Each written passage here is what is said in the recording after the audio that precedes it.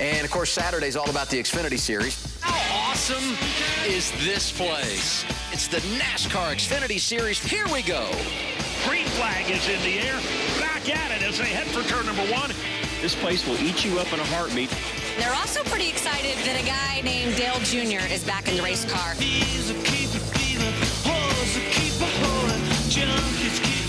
Aren't we all thrilled to have Dale Earnhardt Jr. back? It's always big when Junior's in the field, making his only start of the year. Let's go from the driver's seat with a guy that was a 15-time most popular driver, Clint. Hey, Dale Jr., it's Boyer. J-Mac up at the booth. You got us? Uh-oh. Hey, Dale Jr., you got us? This is Boyer. Loud and clear, Boyer. All right, man. Following along with you on Twitter yesterday. I saw you on the beach, having fun, looking at the beach. The waves looked like it was cool, calm, and collected. Now you're out here sweating your butt off on the racetrack. Want to know what you're thinking, but honestly, you know, how do you knock the rust off? How do you get back in sync with pit road speeds, running this wall high, wide, and handsome? How do you attack all of that in just a short amount of time here? Well, this not there ought to be something in the rule book to keep this from happening. I ain't been in a race car since Darlington last year. I ain't got no laps. I have no idea what's going to happen. I've been nervous as hell for a week. So we're just going to go. I'm glad, Clint, that I'm starting on the outside. I'm going to need all of that room in turn 1 and turn 2 to get this thing figured out. But hopefully after about 20 laps, I'll be rolling. Well, I know you'll be up on that wall high, wide, and handsome. Nobody did it better than you. So looking forward to it. Have a little fun out there. And we'll check with you later and check on how hot it is in that car. I feel great. This is awesome. Hey, starting lineup, based on a random draw, Junior starting 12th. That's as worst as he could possibly do. That's as deep in the field as he could be, and he might need that room, as he talked about there. Hasn't been in the seat since last September. You know, he's won there twice as an owner, has Dale Jr. One of those wins in 2012, courtesy of Regan Smith, who's on pit road for us today. How hot is it, Regan? Adam, it is about as hot as I've been at a racetrack. Honestly, since probably Charlotte of last year, very warm. The drivers are going to have their work cut out for them. One of the guys that we have seen every week be very fast is Ross Chastain. But I spoke to Ross as he got ready to get in the race car just now. He said this is not his forte. He does not like running up against the wall. He's going to have to learn that as the day goes on. He expects to be better than his career best 14th. A lot of work ahead of him to do that, though. And his last win came in the state of Florida last summer at Daytona International Speedway. And now we go as we see it. Keys to the race for the two of you. What are we watching for, Clint? Oh, I see it right here. Risk versus reward, Jamie. When do you move up? We know as hot as it is, you're going to have to run that wall. Well, clearly you're going to move up around lap 8 to 10, and I hate to tell Ross that's going to be the fastest way around this track. You got to get up, and it's not 2 foot off the wall, guys. It's 2 inches off the wall. Yeah, no mistakes, right? I mean, when you run that wall, that is a risk. You're running there, flirting with disaster, and it can hit at any time. That being said, these composite bodies, this is something, that risk is not as tough today as it will be for me on Sunday. If we touch that thing, you know, tomorrow when we run, we're down and out. Today, these composite bodies will enable these guys to do that. Yeah, the other mistakes that we saw last week in Atlanta, our top 3 guys on the last pit stop spent on pit road. It cost them not only a shot at 100,000 last week, but also a shot tomorrow, so can't make those mistakes. And then heat. I mean, it's the same for everybody, right? It's hot, but honestly, we come here in November. That's where everybody's accustomed to coming to. The crew chiefs, the engineers, everybody, the drivers. Everybody expects that grip level. It's going to be different today. Yeah, and we heard Regan say how hot it was there. We also saw guys already getting ice, Clint, before the race even starts. So, you know, it's a tough balance. The track's going to be really slick, but it's also going to be really hot inside those cars. The other thing that plays off of that for you guys, this is the first of 2 races in as many days. Another 250-miler tomorrow as we make up for lost time during the pandemic. And so the heat in that regard could be a factor, and keeping it off the wall. You're running this same car tomorrow, so it's not about just making it to the checkered flag here today, something we'll be thinking about as we go throughout the afternoon. It's absolutely, not just us, everybody. I mean, can you imagine, James, being underneath that pressure? I mean, we've never had that. I've never even seen that before, never heard of it. to be able to, you're asking a lot out of a driver today. This is hot, slick. You know the fastest way around on a long run especially is going to be right up against that wall. But, oh, by the way, don't tear my race car up. Yeah, I hate it. I think mentally this is one of those places you have to love to go to. And Dale Jr. seemed a little nervous, but you said it, Clint. He's so good at running against the wall. We know Noah Gregson's good at running against the wall. Ross Chastain kind of going in with that mindset of not wanting to do that right off. That makes it more of a challenge for him today. Well, you said it, not wanting to. I don't think anybody wants to run right up against it. It's the problem is the track almost makes you. That's the fastest way around, but you know it's right on the edge of disaster as well. And, you know, typically, guys, when we come here, you get to practice that. You get to kind of baby it up there. Not today. These guys are going to run in there. They're going to run 8 to 10 laps on the bottom and go right against the wall. Onboard cameras, the number 8, Dale Jr., the state water heaters on board. Nutrient Ag Solutions on board with the number 10 of Ross Chastain. His teammate is Justin Haley, who's got the leaf filter onboard camera. And the Ford onboard, the 98 of Chase Briscoe. And if you were going to make a favorite, I mean, we're not Vegas insiders, but I think the 98, even though he's starting in the 8th position, this, and you kind of talked about this, Clint, this just appears to be the kind of track where Chase Briscoe can go get it done. Well, these mile-and-a-half tracks, they've certainly proven that they can win on them. They've been fast on them. We've seen that. And then all of a sudden you start talking about old wore-out surfaces. He was extremely fast last week in Atlanta, made that mistake on pit road. You know he'll learn from that mistake. Everybody's done that, man.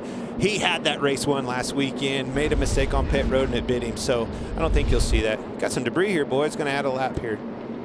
What is that, Jamie? I don't know. I can't. Hey, see how heavy it is. No, not heavy. Not ballast, right? Yeah. No. Look, I think it's a roof antenna or something. Or oh, that car just hit it and bounced off of it. What do you see down there, Regan? Well, Adam, I can tell you guys that when the cars left pit road, there was actually a lead cap left on pit road from one of the race cars. So I believe you're looking at lead spacers bouncing around on the racetrack, trying to figure out where they all are basically at this point. But somebody might be starting this race just a little bit late today. Yeah, as soon as we saw it, Jimmy and I both had looked at each other and said, that's exactly what it was. Yeah, all right. And let me tell you something. When you see lead spacers, Adam, that is not a good sign because there will be more. There is lead somewhere on that racetrack. But I just go back to everyone being out of their routine, no practice, no qualifying, and even race day is unique because normally these cars are qualifying race morning. You don't do that. You show up, you go through inspection, you put the cars on the grid, and you get after it. And so all of that opens the door for mistakes, miscues, and things that can go wrong. Well, and we saw that at Charlotte with one of the best teams in the sport with Denny Hamlin. They pulled out, and we saw the lead fall out of his car. I mentioned earlier the doubleheader in Miami, the first of 2 doubleheaders in the next month. It's a busy time for everyone in the Xfinity Series. 7 races in 30 days. We're here today, tomorrow on FS1, noon Eastern time. Then we're going to head up to Talladega, Alabama next Saturday afternoon. You can watch us on FS1. Jet setting to Pennsylvania, racing on a Sunday in Pocono. Then to the Indianapolis Motor Speedway on the road course July 4th. And a double dip in the Bluegrass. Kentucky Speedway hosting the NASCAR Xfinity Series July 9th and 10th on FS1. That's a Thursday and Friday night. And I want to point out, while our graphics department did a great animation there with a jet, our director, Artie Kempner, has informed me they will not be in the air. They will be on the ground. Our entire production crew doing an amazing job getting all these races in, including Turtle, who comes from Dallas, Texas. That's awesome. There's Stevie, Drano, Nelson, everybody doing a good job. Great shot. Andy high above the Homestead-Miami Speedway. Shot. Looks like a cool job. Look at Buff. Yeah. He looks buff. I hope Buff's got his makeup on, getting all this airtime. Yeah. It's getting a little sun. More sunscreen, please. I don't know that we've found it all yet. You know, I almost wonder if they're going to maybe bring these guys down pit road to make sure that lead doesn't fall out while they're on the racetrack, knowing that a spacer is falling out. There's most likely some tungsten or lead in those cars. Great point. And it would be a good safety precaution. Lights Absolutely. are off. Well, Lights are off on a pace car. What is that? This isn't good for Dale Jr., is it? I mean, he admitted to you he's nervous. Sure, he doesn't know what to my lead expect. The wait continues. I thought it was fun hearing Dale Jr. A guy that's accomplished so much in the sport. You can tell he's a little nervous, right? He hasn't been in a car since Darlington last year and not getting any practice.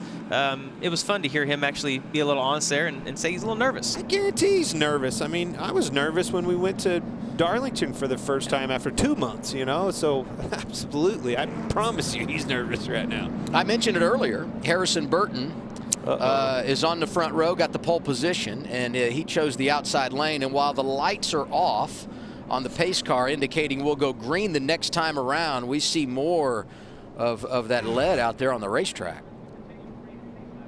Let's see. Look at the front row. And now we're getting word that it could be from Chase Briscoe and the 98. Yeah, top left. Definitely came out of the back of the 98 car. Yeah. Chase Briscoe. Boy, we've jinxed him already. We made him the favorite, and there's a given. Even. Yeah, and there you go, numbered up. We're going to take a break, and hopefully we'll be green when we return to Miami. So Miami's going to be hard, obviously, looking at the forecast. Obviously, been drinking a lot of Pedialyte. I'm a big Pedialyte guy, so. There's always heat coming from every direction because, you've got the motor dumping heat and everything. You've got the transmission, you've got the exhaust pipes, you've got the brakes and the tires and all that. And, of course, the ambient air. I'm excited for it. I always like the hot races, not just for the driving style, but I do put a lot of work into my fitness, and these are the months that it pays off. Yeah, you better be in shape if you're going to race 250 miles back-to-back days in South Florida. Updating the story that we were talking about before we went to break, the 98 of Chase Briscoe, who was scheduled to go off 8th, has come down pit road. What do we anticipate NASCAR is making them do here? Well, obviously they're making sure those spacers were coming out of there. So you've got to find that cap too. I don't know. Do they keep a spare? Right? You got to go find that cap. You got to get the spares. Is it coming out of the it looks like they're trying to figure out the side it's even coming out of right now. I think they did find it there. I mean, the one thing that might save them is if no tungsten or lead fell out. I don't think that the penalty for spacers is going to be much different. And being in the right side, there's probably not as much weight over there. So they might get away with something here. So what that is, guys, is you have spacers, right? And the lead is probably closer to the front of the car. You can move them in those boxes, front, to the back. And anytime you see a spacer, the next thing it's going to fall out is tungsten. Yeah. So you gotta. When we saw those spacers, that was a good warning. But look at here. They're sitting on pit road, and we're going green. Yeah, long day ahead for the 98. Meanwhile, green flag in the air. Harrison Burton taking the outside lane, and we're underway in Miami. Ryan Sieg in the 39. That's the blue and white car jumping out of line and diving to the inside of Brandon Brown. He's ready to go. His day ended early at Atlanta, and he was ready to go today. They've had problems 3 weeks in a row. We saw Cindric to the outside already as well. And Gregson to the inside, able to take the lead from the jump.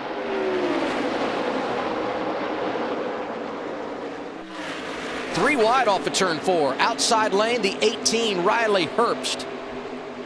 This racetrack just offers so many lanes, Clint. I mean, you go down the front stretch or the back stretch, you make a decision. Do I want to run the very bottom, the middle? Do I want to run against the wall? They're probably going to run on the bottom here, 8 to 10 laps, and then they'll start moving up. But you see Harrison Burton already up about the 3rd groove. He's just trying to get clean air on his nose. It's weird. Last year as well, the middle of 1 and 2. A lot of people found good grip right in the middle of 1 and 2, and that's something it was no man's land for years. All of a sudden, we get through there and it almost, pulls your helmet off your head. It's like, whoa, what was that? You're so accustomed to, being really, really slick and loose, and just the cars being light on their feet. Any amount of grip is definitely felt inside the race car. Man, look at that.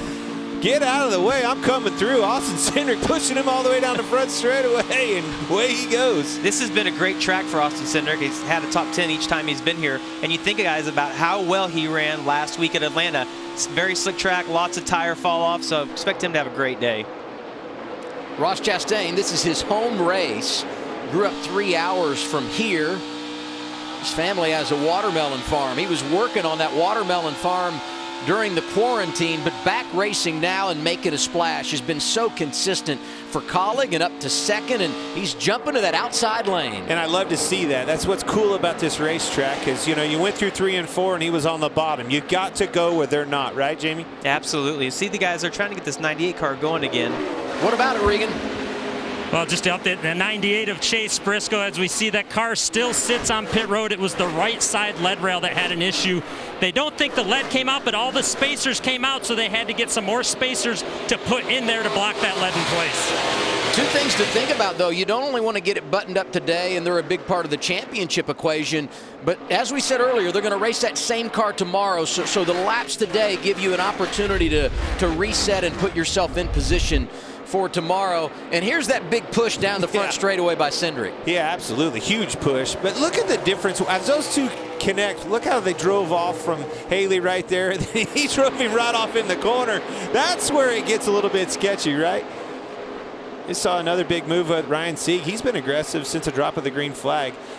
Just a cool racetrack, Adam. That's what this track just exudes all over the racetrack. You're just going to see that all day long. Especially, I love watching this racetrack. These old wore-out racetracks, I think they perform at their best when it's hot and slick out. Absolutely. See the 19 of Brandon Jones there running the bottom. You see those guys have huge momentum on the backstretch heading into turn 3. Whoa. Oh, really? It's good on either side.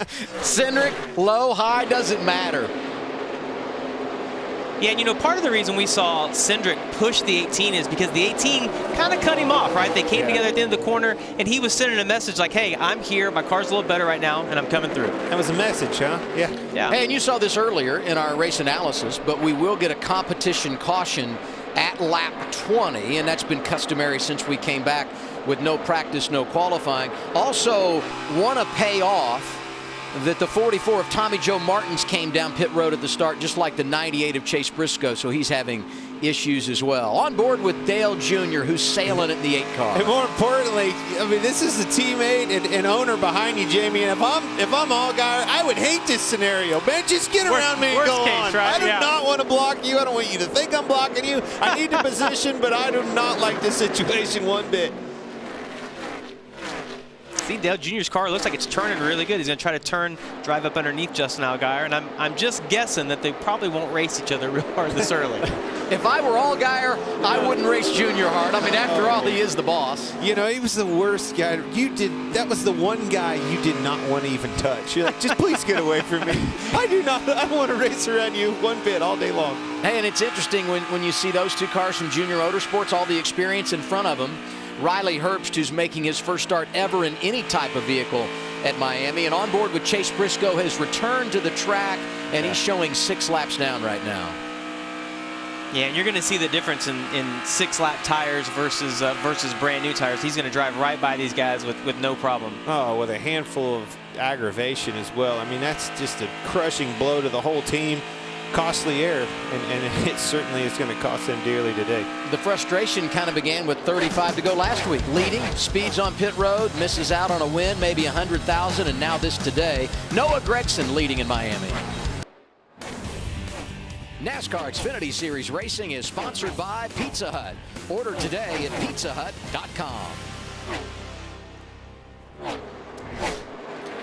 Back in Miami, and the battle for the lead is on. Noah Gragson owns the top spot. He's led the first 13 laps, but company there in the form of Ross Chastain, and we're just over 5 laps away from this competition caution.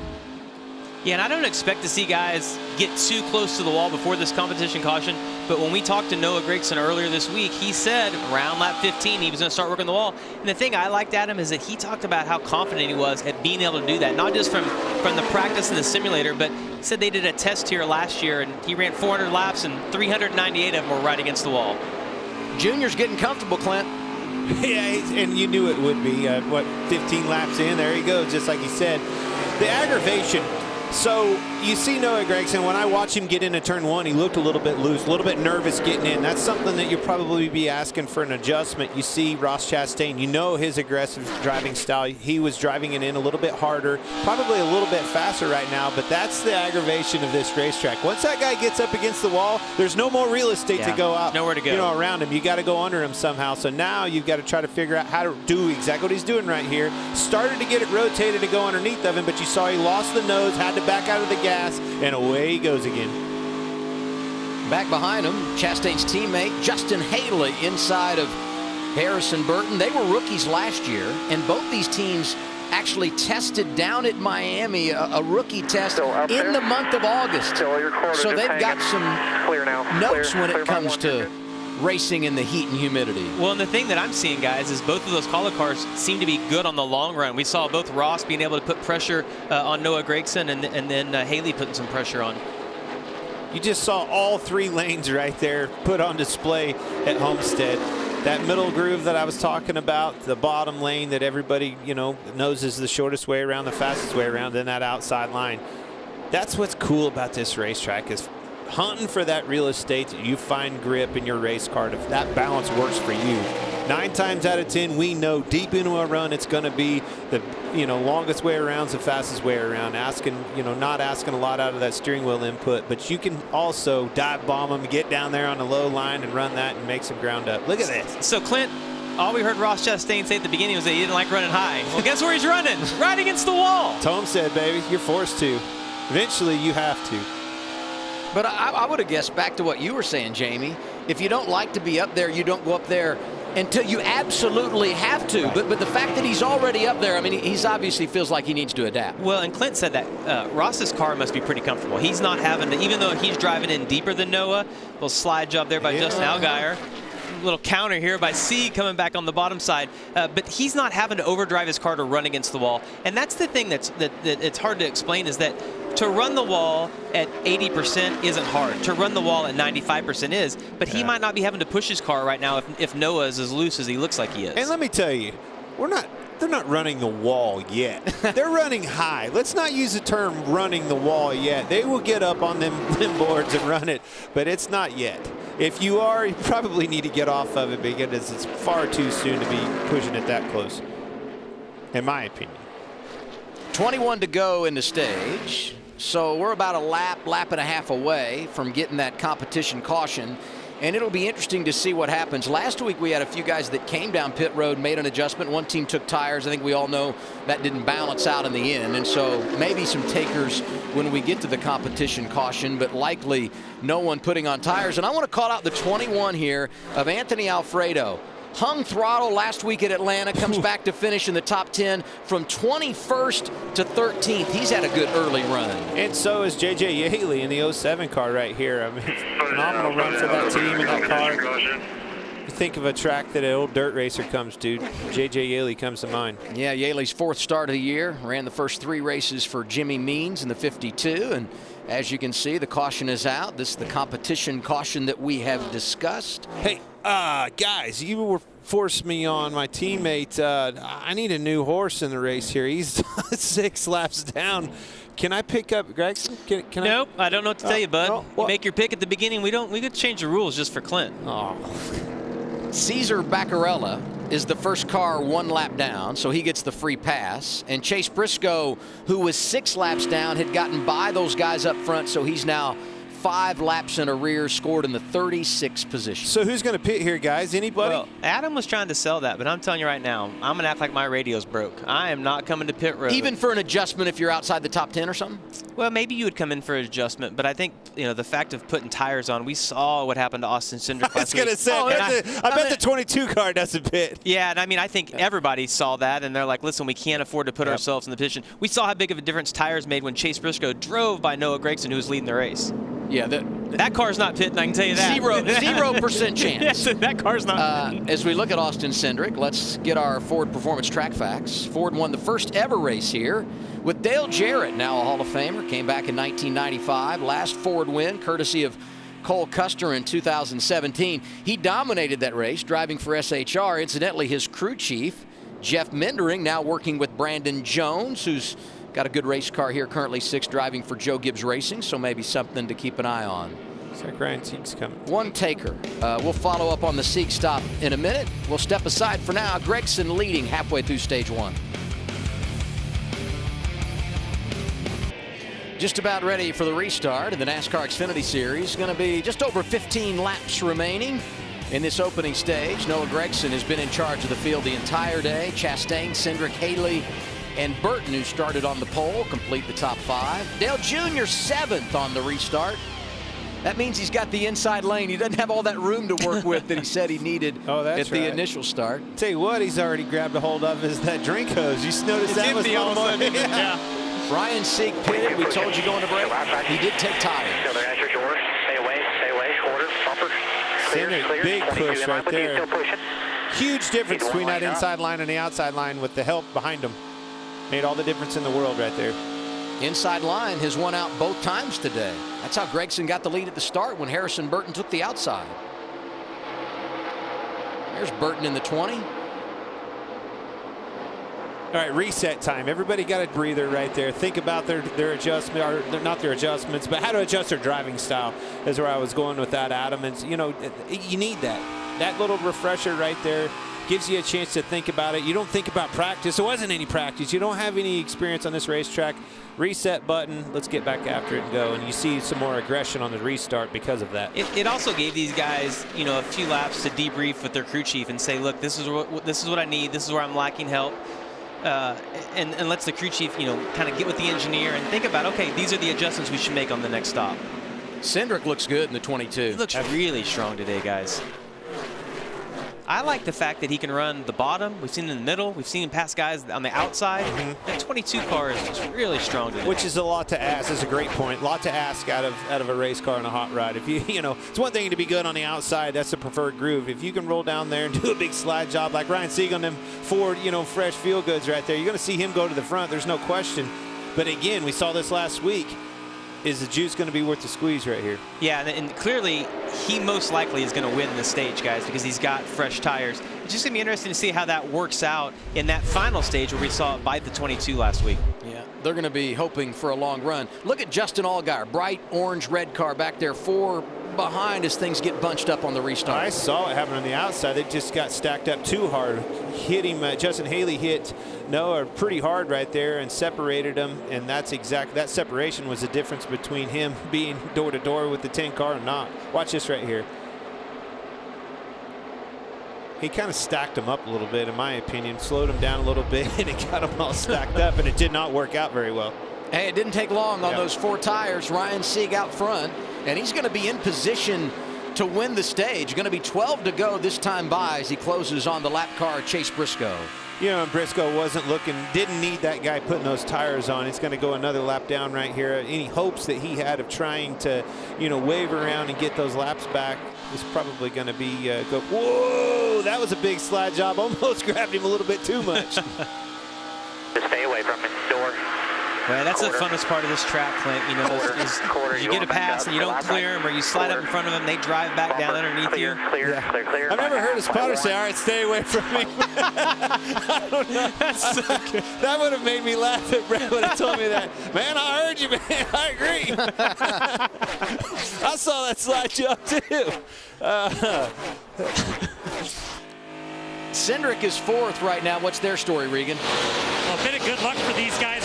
Chase Briscoe's bad luck worked out in the favor of the 22 car of Austin Cindric because they are pitted right next to each other on pit road. It was perhaps going to be a problem as this race went on, trying to go around each other to get in their pit boxes. They don't have to worry about that now. Also, as hot as it is today, I saw Austin Cindric first thing this morning. He's been in a sweatshirt all day long. Obviously, he's in far better shape than I am if he can do that and still go out there and race like this. Yeah, you see that 26 there of Colin Garrett, and just in front of him, Kyle Weatherman. 2 more drivers that took tires and pitted at lap 22. Alex LeBay, also inside the top 5 in that 36 car, taking tires under the competition caution. We don't normally see these guys running in this position. We talked about it for Sieg, but it's paying off for others as well.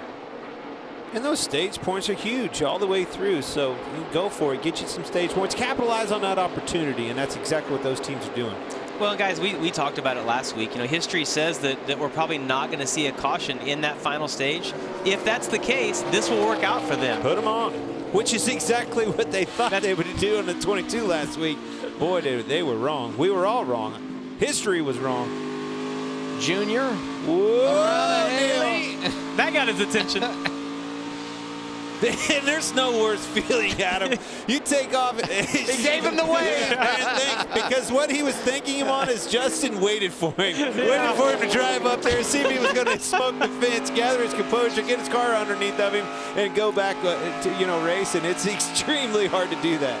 Okay, now we had this debate earlier. I said they're going to the wall. Yeah, they're not running the wall yet. Is that running the wall, Clint? Let me tell you, he's comfortable. But I think he's always been comfortable right there, and he's finding it. And he doesn't care. He's going to go out there and figure it out and run it. He's not racing this thing for points. He's in it to win it, and that's exactly what it takes to win. You know, the most unique thing about Dale Earnhardt Jr.'s driving style is what he does with his hands on the entry of the corner. You see he puts his right hand back to the right-hand side of the wheel, but then he puts them on top of each other. And I've tried to do that. I remember seeing when I was a kid. That is impossible to do unless you're Dale Earnhardt Jr. or Mark Martin. It's the darndest thing I've ever seen in my life. You said it. I'm telling you, Jamie just said it. And we've all tried it. We've watched him do it. Let me give this a try. I about wrecked 3 times in the same corner trying to do that. I couldn't figure out where to put my hand. Well, and I remember seeing how good Dale Jr. was at running the top, and he talked about why he did that. And I was like, you know what, I'm going to try this. Maybe this will calm my steering down, make me not. All it did was make me really nervous, Clint. But Mark Martin did it too, and that's really where it came from. He didn't run the top, so I don't think there's no method to the madness right there on the top. I have no idea where that came from, but it works for him. And he's getting close to the wall. And I'll tell you guys, if I'm in Dale Earnhardt Jr.'s position, knowing how fast Tyler Reddick was here last year, running against the wall, you kind of know what his setup was. Most likely they came with that same setup, and he's feeling it out right now. Well, they should. You hear him working the throttle right there. He's not able to get all the way back to it, and we see Kyle Weatherman there getting on his inside with those new tires. And they've told Dale Earnhardt that, like, look, there's a few guys that have put tires on. Don't race them. Let them go. Tires coming. How cool is it if you're Kyle Weatherman, and I understand tires mean everything, but he's like, I just passed Dale Jr. I know he's the most popular driver. I know he's won 2 championships in this series, but go on, get in line. He's in my mirror now. He's like, maybe I'll get on his podcast now. I passed him. That's right. And Timmy Hill, who had an uncontrolled tire, has come back. You see the 26 back there, 19-year-old from Virginia, Colin Garrett. You know, Timmy, I was walking out last weekend, and he's a big kid, man. Everyone's big compared to me. Like, well, you're at least average size. You're Clint. kind of a shrimp. That guy is a big dude, man. I'm serious. He looked like 7 foot tall compared to me. Shrimp. 4 laps to go, less than 4. 3.5 to go in the stage. Huge opportunity for Ryan Sieg, and I go back to what you mentioned earlier, Jamie. No luck at all in the last 3 races. And you feel like a lot of that is a product of the no practice because they had just minor miscues of things that normally you wouldn't have come unbuttoned early in the race. And now a caution. And it's going to be tough. It is going to be tough for them to get this thing fired back up with 3 to go. This likely will end the stage, and the problem is for the 52, Cody Vanderwall. Man, a couple weeks ago, Bristol finished 14th and smoking everywhere.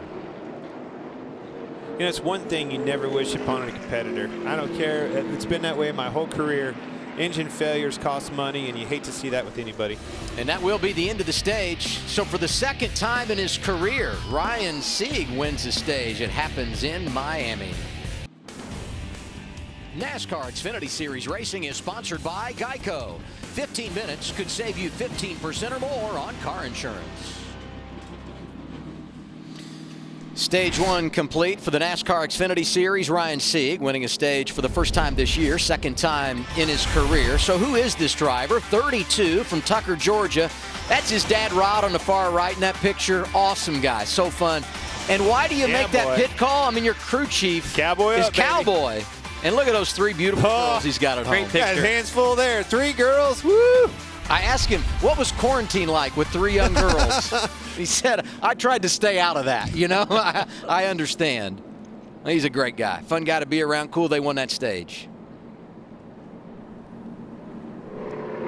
Oh, we see some guys getting ice packs. I guarantee you everybody's asking for one of those right now. So we'll make it official as they come around this time. I'm giving him the stage before actually he got the green and white checker, but we're ending under caution. And Sieg's going to win it. Chastain is 2nd. Gregson finishes third after leading 23 of the first 40 laps. Cindric in the top 5. Alex LeBay with fresh tires is going to be 5th. Then it's Weatherman, Dale Jr., Justin Haley. You got Jones up there, and a great effort, too, for the 08 of Joe Graff Jr., who finishes in the top 10, scores points. He's another one of those drivers that came down at lap 22 and got tires. Friday night SmackDown is all new. Every week on Fox. This week, newly crowned Intercontinental Champion AJ Styles celebrates his win. And we'll find out who his first opponent will be. SmackDown, Fridays, 8/7 Central on Fox. That guy looks like a wild man, doesn't he? Jamie, let's put you in there. Yeah, shrimp. That'd work out so well, wouldn't it, Clint?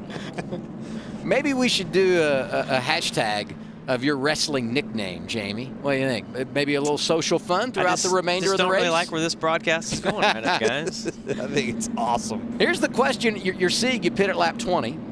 At the competition caution, you get tires. You come back here and you have to put tires on now. If the caution didn't fall, you're going to go a lap down. So you've made your bed. You got to line it now. But I think they're in a situation where they got beat up the last couple of weeks. They're down on points. They need an opportunity. You're looking for an opportunity to make up points, and that's exactly what they got right there.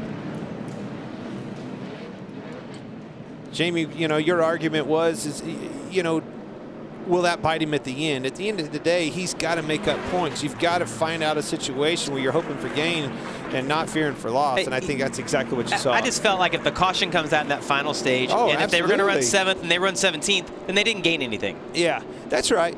But I think you're in a situation where you've got to do something to dig yourself out of the hole and gain those points. And the percentages say better chance it pays off doing this week than last week. Yep. Even though we understood it last week, you can really understand based on trends why it would happen here today. Regan, what's up? Adam, the 10 car, Ross Chastain, just said on the radio something I don't know that I've heard very many drivers ever say. The car is perfect. He likes where that race car's at. There's going to be no changes for him. Noah Gragson, that race car has no front turn right now because it's on the splitter. That means it gets on the splitter going into the corners. It lifts the front tires off the racetrack. He has to use the throttle to make that car turn. And this is the first time the 9 has been on pit road to make an adjustment. Timmy Hill's camp, another tire right there. But did you see the damage on the right side? It missed the jack guy missed it. I don't even know if he missed it. It's almost like it just wasn't cut high enough because the car went up. Ryan Sieg's door, the right side door, it's definitely a lot of damage right there. Lost 5 positions in that exchange, did Sieg. Chastain stayed in the 2nd spot behind Gregson. Cindric came off 3rd, gaining 1 spot. So, Clint, we're going to talk to Ryan Sieg. Let's not inform him. Should I ask him? Right? Let's just keep that between us. Do you have any idea about your right side door is? Great, guys. Thanks for setting me up for this. Let's give it a whirl. Hey, Ryan Sieg, it's Boyer and J-Mac up in the booth. You got us? Yeah, man, got y'all. Man, been beat up the last couple of weeks. Had to feel good to get some of them points back. Win a stage right there. Things are looking good, huh? Well, looks like pretty good until that pit stop, but all's well. How you feeling? It feels great to get back up front and try to contend here. We had to get back some of our mojo and get CMR stage win and some exposure there. But yeah, we're back on track here, and hopefully we can stay with these boys. We had to do a little bit of packer change there, so we lost a little bit, but all good.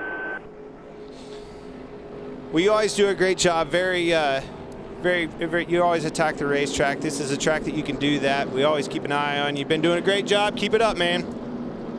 Thank you. Good start to the race for Ryan Sieg. Wins the opening stage. Stage 2 is on the way. It's the first 2 races this weekend for the Xfinity Series in Miami. Best production group in the business. Drone Cam on Fox. The beautiful infield at Homestead-Miami Speedway. Already won't let me use it.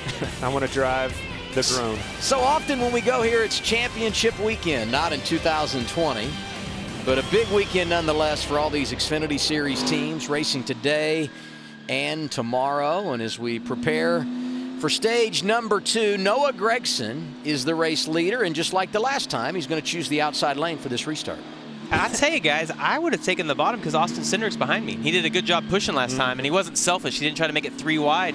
getting into one. What do you think, Clint? It's crazy to think that we're to that level, right? You're more worried about who's behind you and how that push is going to be than the actual grip level in the racetrack and the positioning of the racetrack. But we'll see right here. But his teammates behind him, that's Dale Jr. That's not a bad second Huge prize. push on the bottom, just like Jamie said with the 22 car.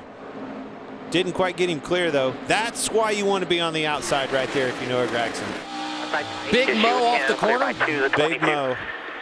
But I'll tell you, I think the bottom of 3 and 4, Clint, might be a better lane for the first 1 or 2 laps here. We'll see how. Ooh, the 10 got really loose getting in. He drove in trying to. Well, the 9 was on the door pretty hard. Yeah. Cindric likes the inside lane. Watch this. To your point right there, that bottom lane is just as good. I think you're going to see only this 22 in 3 and 4, take though, the point I think. right here. The 22 is extremely fast. He's been aggressive. He took it. Cindric has not led today until right now. 22 on point. So good last week at Atlanta. Winning stages 1 and 2. And second being contested by 2 Chevrolets. Chastain in the 10. Denida Gregson slides into line.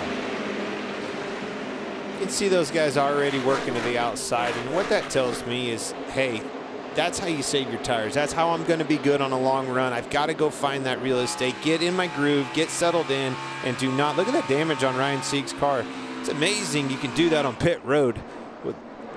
I agree, Jamie. I don't know if he missed or if the jack, if it may have been just cut down too low. But it doesn't look as bad as I thought it was going to be. When it first went up, it was really bad. The good news is he doesn't realize how bad it is, right? You know, when you're in the car.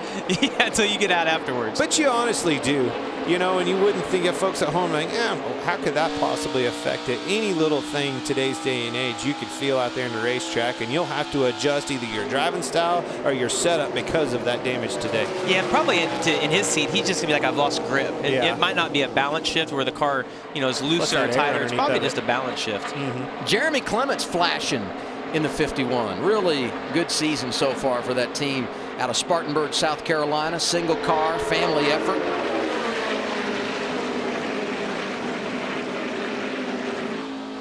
Gregson down low to get around Chastain for second. Regan. And the back end stepped out on him. Well, something to keep an eye on here. We did see some cords on tires on pit road, Adam.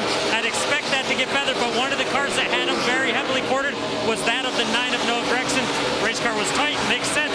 When the tires are at the cords, it wants to go straight and not turn.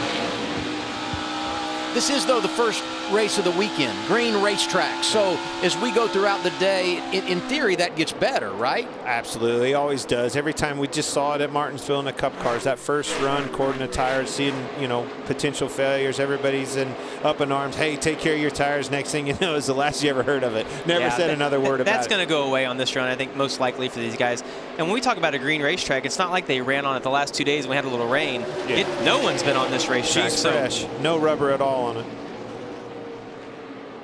15th right now, Riley Herbst, rookie for Joe Gibbs Racing, had never been here before today. Outside of him in the 93, Myatt Snyder announcing this week he's going to run the full schedule. Good for him, splitting time between RSS Racing, teammate to Ryan Sieg, and also that 21 for RCR. That is great, and what that means is you found funding. You know, and anytime today's day and age you hear of a driver, a young driver like Myatt Snyder finding funding, hats off to him and his team, his media team, everybody involved, marketing team, everybody involved with finding that sponsorship for that kid and keeping him in that car. And you know, Adam, you brought up that Riley Herbst had never been here before. In my opinion, this is one of the hardest mile-and-a-half tracks that we go to, because when we think about mile-and-a-halves, we think about tri-ovals like Charlotte or Atlanta or Texas, and they're kind of similar, even though they all race a little different. The loading in the corner of this track is so unique, and it's a hard feel to get comfortable with. Regan? Jamie, you talk about this being a tough racetrack to get used to. One of the things they've been bragging on about Riley Herbst is how good he's adjusted in new tracks.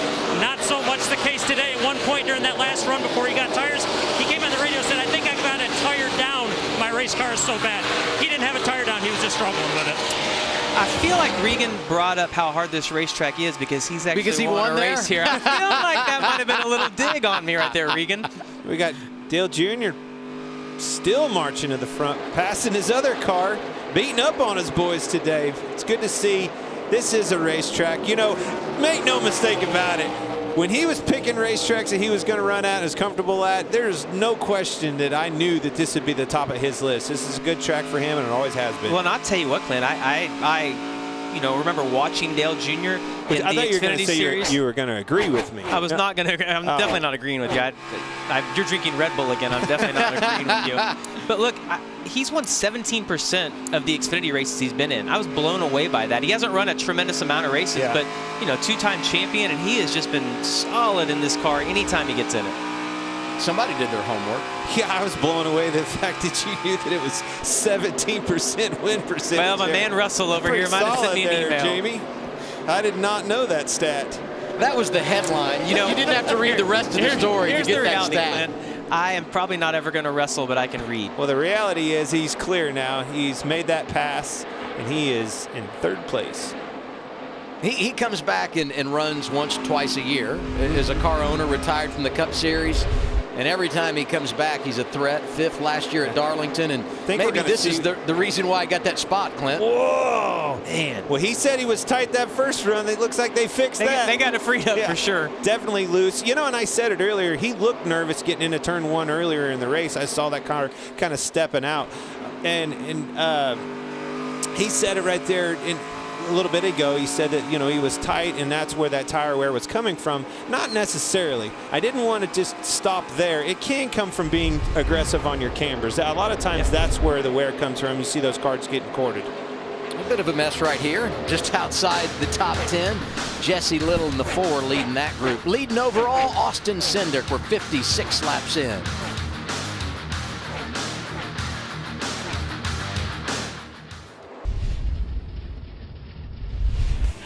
Under caution for the 3rd time today in the Hooters 250. The 02 is Brett Moffitt. The 78 is Vinnie Miller into turn 3.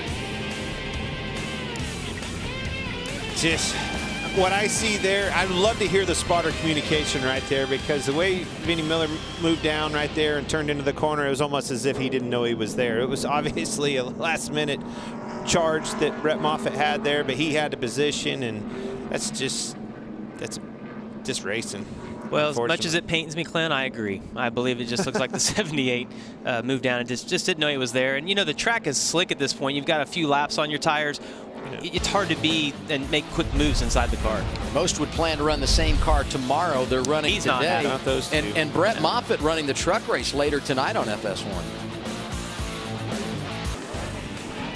We have cleaned up our 3rd caution of the day. We're going to return to the green flag just past halfway in stage 2. Austin Cindric, the race leader, and his Ford partner Chase Briscoe, who had troubles from the start, came down pit road, got tires, and he's going to have a chance now 3 laps down to drive through and get a lap back here on those newer tires. So I like this strategy by Richard Boswell. They had taken the wave around. It's their only choice, right, guys? Right. We know that he should be able to drive back through the field. Going to be fun to watch the 98, who will be blistering on those new tires. Cindric takes the outside lane. Here we go to finish it in our 2nd stage. I'd say that's a pretty good restart by the 10 on the inside, Clint. It was. You know, and now on worn out tires, that's where it takes a lot of talent to keep that thing. You've got to do some driving right there on a restart. Do not spin your tires. Make darn sure you have them cleaned up before you come to that line.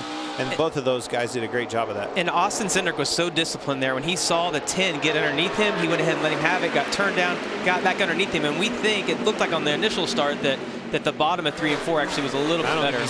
He's hanging in the out. Yeah. Now he's in trouble. Yeah, you definitely, I think, want to be on the outside when we get back to turns 1 and 2. It almost looked like Cindric planned it that way, Jamie, you know, when he made that crossover move. He needs a plan to get cleared of him right here, and I don't think his plan's going to work. Chastain showing power in that outside lane. Yeah, that's pretty cool. I mean, Ross acted like he didn't like this track, and I'm going to bet that when today's over, he might like it a little bit more.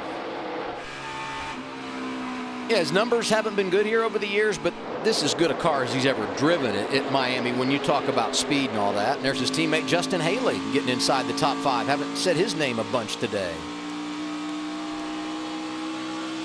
It's something when we're watching this race right here, this Xfinity race, Jamie, with our Cup background and all of our experience on this track, you know, basically being on Cup, we don't have very many opportunities to do restarts on old tires like that. Right. It's fun, and it's an interesting perspective for me watching these Xfinity races to see this in the last couple of weeks. Well, and the one thing is, like, I think you'd agree with, I hope you agree with me on this, is that sometimes your car fires off better than others on stickers, and then when you go out on scuffs, their car might take off better than yours, so you just don't know that until you get put in that position.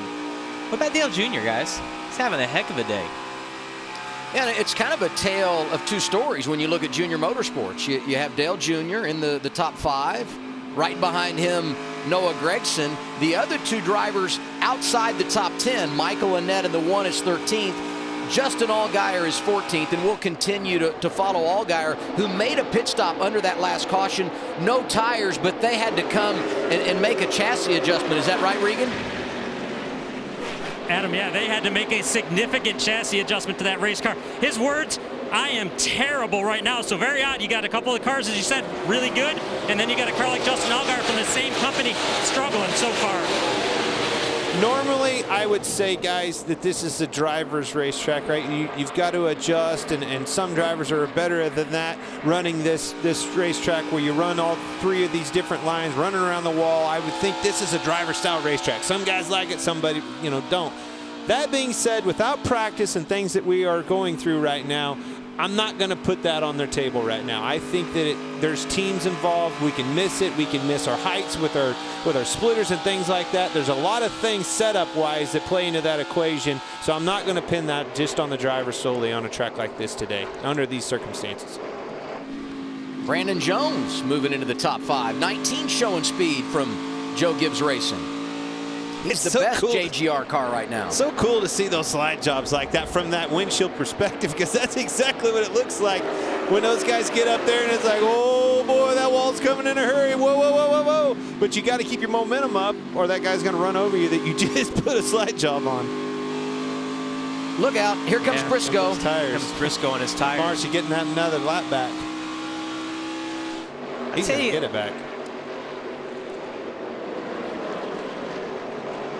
21, Anthony Alfredo started 21st, is driven up to 8th. And keep in mind, the last time we went to Miami in the Xfinity Series, Tyler Reddick, his Cup teammate, was driving an Xfinity car for the championship, and we know how good he is at this place. I got to believe those old notes are laying around somewhere. And Clint, I'll tell you what I really like about Dale Jr.'s car is that he's able to get that left front. And if you guys are watching, he's like a half a car length lower. And his car's turning just a little bit better than both Austin Cindric and Ross Chastain's. If he can get to the lead, I think he'll drive off from those guys. Whoa! Where did the 9 car come from? Went for it. He shot out of a cannon. I mean, I'm too tight. It worked too. Too tight. My car's not working. It's terrible. Are you kidding? It's terrible, guys. What, do you go for another one right here? I mean, get in line. I'd probably get in line and maybe regroup and do it again, huh? Well, you got to keep an eye on that 98 too, right? You don't want to forget that he's on newer tires. That was incredible, though. I didn't even realize that the 9 was that close to those guys, and to be able to clear 2 of them in one corner, that was amazing. Can't do the slide job here. He's going to have to ride in line, but he netted better. That almost reminded me of, a Daytona Talladega where we do that. When they get single file up against the wall, you see some slack in the chain, you go for it, fill that gap, and that's exactly what he did. Let's just run off of turn 4. Sees it. Man, I got me a handful of momentum. Do we use it? Do we use it? Do we use it? Bet you we do. Let's go. What's Chase Briscoe thinking right here? He's on those newer tires. It's like, what's this kid doing? I can tell you what Ross Chastain was thinking is I hope he slows down right here. No kidding. Yes. 10 laps to go. Stage number 2. The battle for the lead is on. There goes Noah Gragson back out front of Ross Chastain. Just over 5 laps to go in our second stage. It's the NASCAR Xfinity Series here in Miami. And a big move for Chase Briscoe, who came down, got those tires, drove through, got to 2 laps down, and he could very well get the free pass here when we get to the end of this stage. And he's working himself back into the game, guys. We're on board with him here as Noah Gragson leads. All you can do in that situation is all you can do, and that worked out exactly how they hoped, how they planned. I'm loving this stage. I'm loving everything I saw. That Noah Gragson, he went in there, showed him a slide job, made it work, drove his butt to the front. Now all these other boys like, I'm going to go out there and try that. You see Dale Jr. throwing a slide job. The one thing that you do see is Austin Cindric, since we've restarted on these old tires. And Jamie, you said it. You said it. sometimes you just don't fire off as good, and you're like, man, did I not clean my tires up? What happened? Did a nice cycle as good? You know, when you watch dirt racing, you see that a lot. You know, those tires go through a cycle when you cool them off and you heat them back up, and sometimes your old hot rod's just not as good. You know, getting back to Chase Briscoe, guys, side job. There's about a 10-second gap before Noah laps and puts another car a lap down. If the caution comes up before that, he's going to get one of those laps for free back. I mean, I think that, you know, I wouldn't have thought he could have made up 4 laps in this amount of time. So he legitimately has a shot, and they've played that out right. I think putting tires on was the right decision there. He went back, got a lap back, and he does have a chance. And to remind you, problems at the start, they come down pit road, they start the race on the pit lane. He was 6 laps down, and ending stage 2, he's going to be 1 lap down if everything works out here, and he's the free pass car at the end of the stage, and now we've only got 1.5 laps left. You know something I find incredible, Clint, and I liked running high, but I didn't like running right against the wall like that. There's 2 laps left. Noah Gragson has this thing won. He's 1 inch from the wall right now. It reminds me so much of like Tyler Reddick last year when you're like, listen, get away from the wall. The championship's on the line. But it's like once they get in a comfort zone there, they just commit to that. And we talked about top of the show, risk versus reward, and that's exactly where it's at right now. That's where the reward is, but are you willing to risk it? You know, you got this Hendrick Motorsports, Junior Motorsports combination between Cup and Xfinity. On Sundays, it's been all about HMS winning stages. On Saturdays, it's been Junior Motorsports. Justin Allgaier, the best in the series. And as Noah Gragson comes back to the green and white checker here, he will tie his teammate Allgaier for most stage wins this season with 4. And there's Allgaier, who pitted from 8th, dropped outside the top 10. Looks like he's going to be the last car getting points in this second stage. Stage 2 goes to Noah Gragson.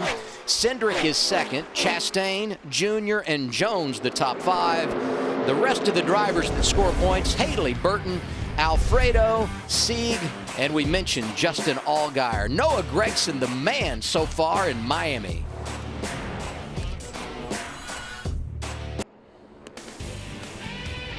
Stage 2 complete for the NASCAR Xfinity Series at the Homestead-Miami Speedway. Noah Gragson had that huge move with about 10 laps to go. Took over the top spot eventually from Ross Chastain and gets his 4th stage victory of the year. Cindric was 2nd and Chastain was 3rd. Those drivers have had, you know, great race cars today and been leading the majority of the laps here. 38 out front for Gragson, 15 apiece for Cindric and Chastain. And Ryan Sieg also led 14 laps. No-brainer. You come down and get tires at the end of the stage to set up a potential long run in the final stage. Regan? Absolutely. Everybody wanting those tires right now, Adam. The 22 car of Austin Cindric, his race car right now is too loose. He needs an adjustment to make the back of the car grip the track a little bit better. You see him on the right of the screen.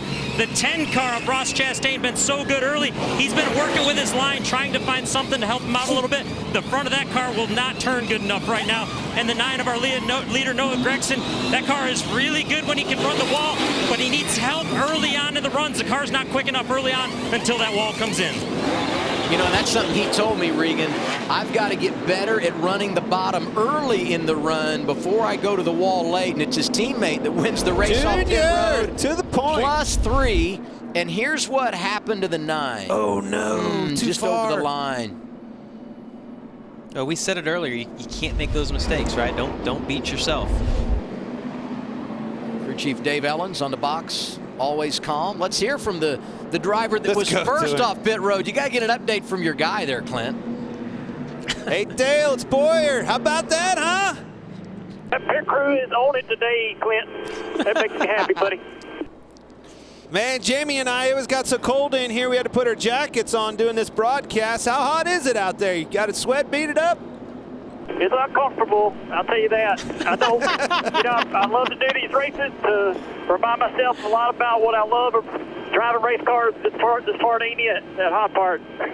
I'll leave it to you guys.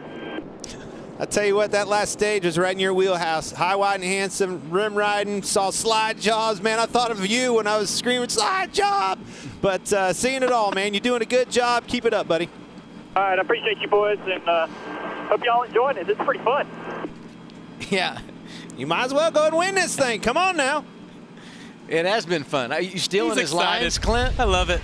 Hey, so much fun. He's a legend. He's meant so much to the sport. Those 2 Xfinity championships back in the late 90s. So good at NASCAR's top level, winning a couple of Daytona 500s. Great from the owner's standpoint as well, 5 Xfinity titles. And now he's come to the dark side of TV personality, and soon he could be a Hall of Famer.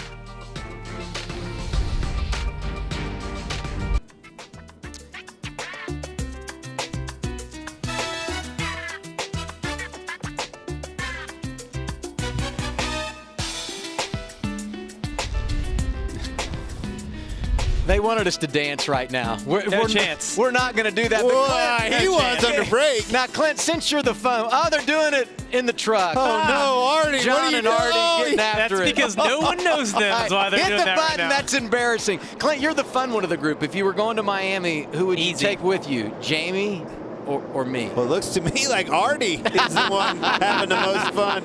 Definitely be both you guys. I ain't going anywhere without you. All right, and here we go for the final stage. So many good stories. Dale Jr., NASCAR's most popular driver, is leading. And somehow, some way, Clint, Chase Briscoe 1 lap down. 1 lap down. Can't believe it, but all is right in the world, ladies and gentlemen. Dale Jr. is leading this baby. I can't believe it. It's interesting he chose the outside. We've seen that bottom. Look at those guys. Gregson sideways, maybe got hit from Haley 3 wide. Two inside. And because of that, look at the difference it made with the leader, with Dale Earnhardt Jr. not having that push from the back, man. Put Chastain in the lead again. I tell you what, Chastain has been extremely strong on the restarts right off the bat. Look at Anthony Alfredo in the 21 up to 7th.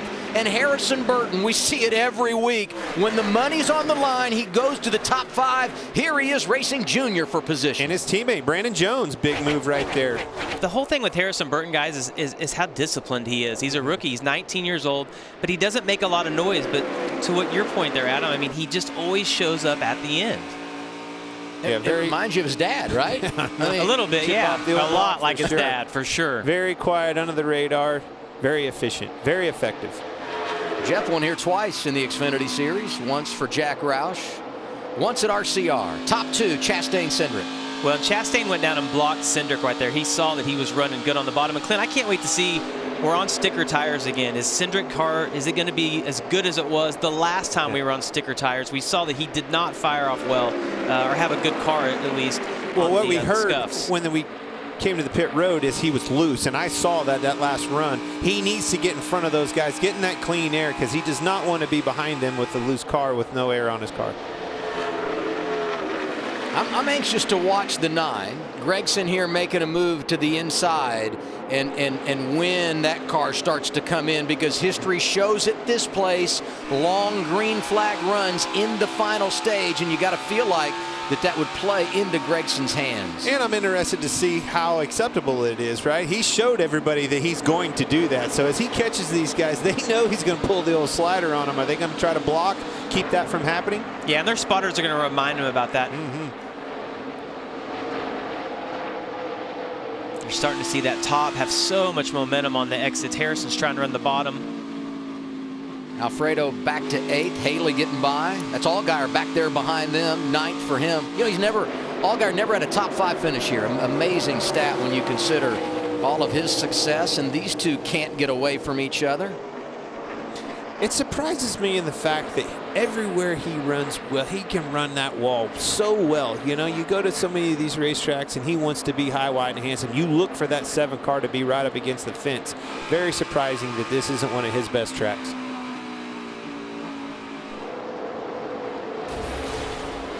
Dale's going to need a long run. You know that coming in. You know, his experience, he's going to settle in. He's going to find his groove. He's going to take care of those tires. That's where he's going to be able to capitalize. It's not going to be on these restarts being aggressive. These kids are going to go do that. But if he gets him a long run here, you just might see him outlast the rest. Well, the one thing we've seen is that Noah Gragson in the 9 car there, he has not fired off well. It doesn't matter, bottom, top. His car is just not quick on the fire off, but it's good on the long run. We see Austin Cindric getting to the inside of Ross Chastain. It'll be interesting. Look, when he drives down there, Clint, he's got to get that left front on the white line because that's where the grip is. And you see him throttled up right here. He's going to try to slide up in front of him. Ross is going to have a little bit of a run on the exit here. I saw Austin block the line. He's blocking a little bit there again. Yeah. He's like, don't you do it. Yeah, give you a little wave there. I appreciate that. That's exactly what Austin needed. But you can see right there, he's too loose getting in the corner. Had to slow up, had to come out of the gas. And Ross Chastain drove, working him right over here. him.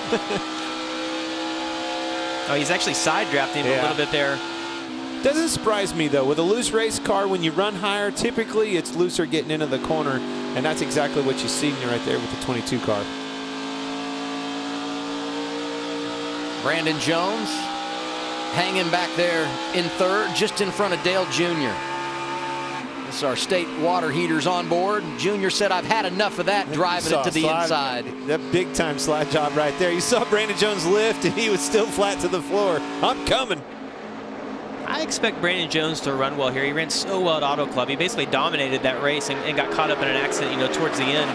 But this is a track similar to that. You know, you're running the wall, it's slick, a lot of tire fall off.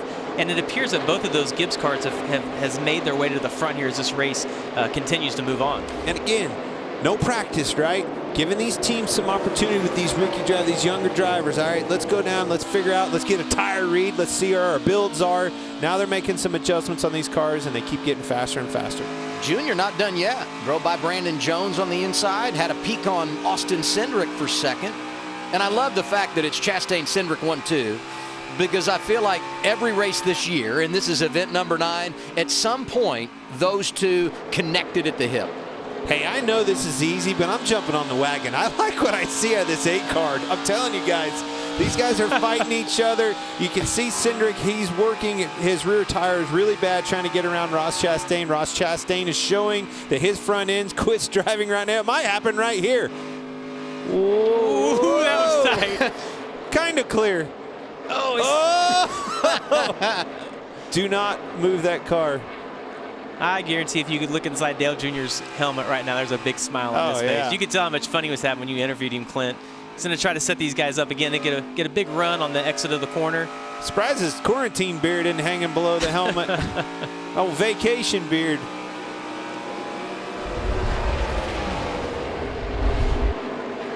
Yeah, this is worth a replay. I think he already kind of slid up in position.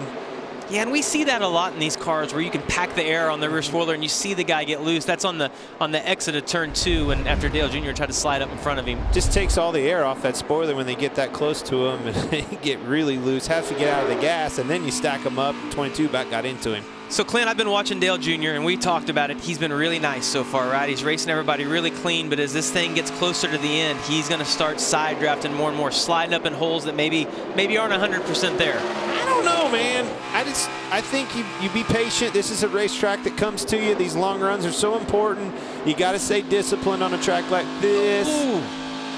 I can tell you, Cindric knows he needs to get out there, and poor Ross Shane got back underneath them, going to do a side draft again. So frustrating. Oh, it is. It's so much fun to watch, though. If you're Cindric, though, did you think when he got the lead a while ago, the clean air could be the difference? Well, I thought he was faster, He can't get in the corner running the outside. As soon as he goes to the outside, you can see he can't get in the corner, and with Ross Chastain being able to jump, yeah, absolutely. But now it sets him up for this process all over again for the 5th lap in a row. I think he's going to clear him this time. He's going to be able to slide up quick enough. I don't think that the 10's going to get a run on him here. I don't know. You can see him loose as he slides up the corner right there. Things really tailed out. And at some point, he hopes that Ross Chastain will just cut him a little bit of a break, because he thinks if he can get out front for just a couple of laps and get in a rhythm, he'll drive away. Hey, this is interesting. Teammates for 4th. Then you got Gregson in the 9. Right behind him, the 98 of Chase Briscoe, who is 7th in line on the racetrack, a lap down. I mean, he's got a great race car. Really good car. Is it possible he could get back up there and unlap himself on this run? Is that possible? Yes, and this is why. When he was 6 laps down earlier in the race, we said no way. He is absolutely done. I left the door open, right? Didn't I? Oh, no, Gregson's in a wall right there. Pulled a slide chop, got in a wall, sliding past both of those teammate cars. But again, with these composite bodies, as I said at the top of the show, that's a no harm, no foul. He didn't clobber the wall by any means, and I think he'll be just fine. Hey, the other thought on Briscoe, I mean, maybe he can drive up there and unlap himself. Maybe he can. But he's the only car 1 lap down right now. And so if there were to be a caution, he would get the free pass. And here's what you were talking about, Clint. I don't know. That was a pretty good hit, Clint. I thought, the one thing, guys, when you enter high and you get into the wall, it doesn't tear the car up as much. When you do a slide job like that and you slide, we see Dale Jr. trying to get by the 22 for the lead right there.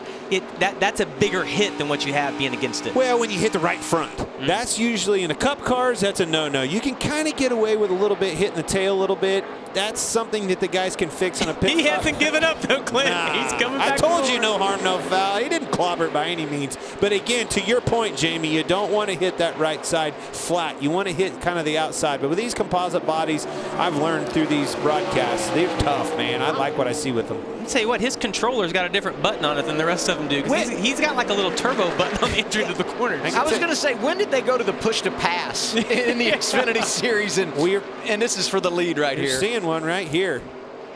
That is unbelievable. Dale Jr. hasn't been in a car since Darlington last year. Jumps in, no practice, and here he is battling for the lead. Does that aggravate you as a driver? Guys, that makes me want to go back and do it again. McMurray's getting confident.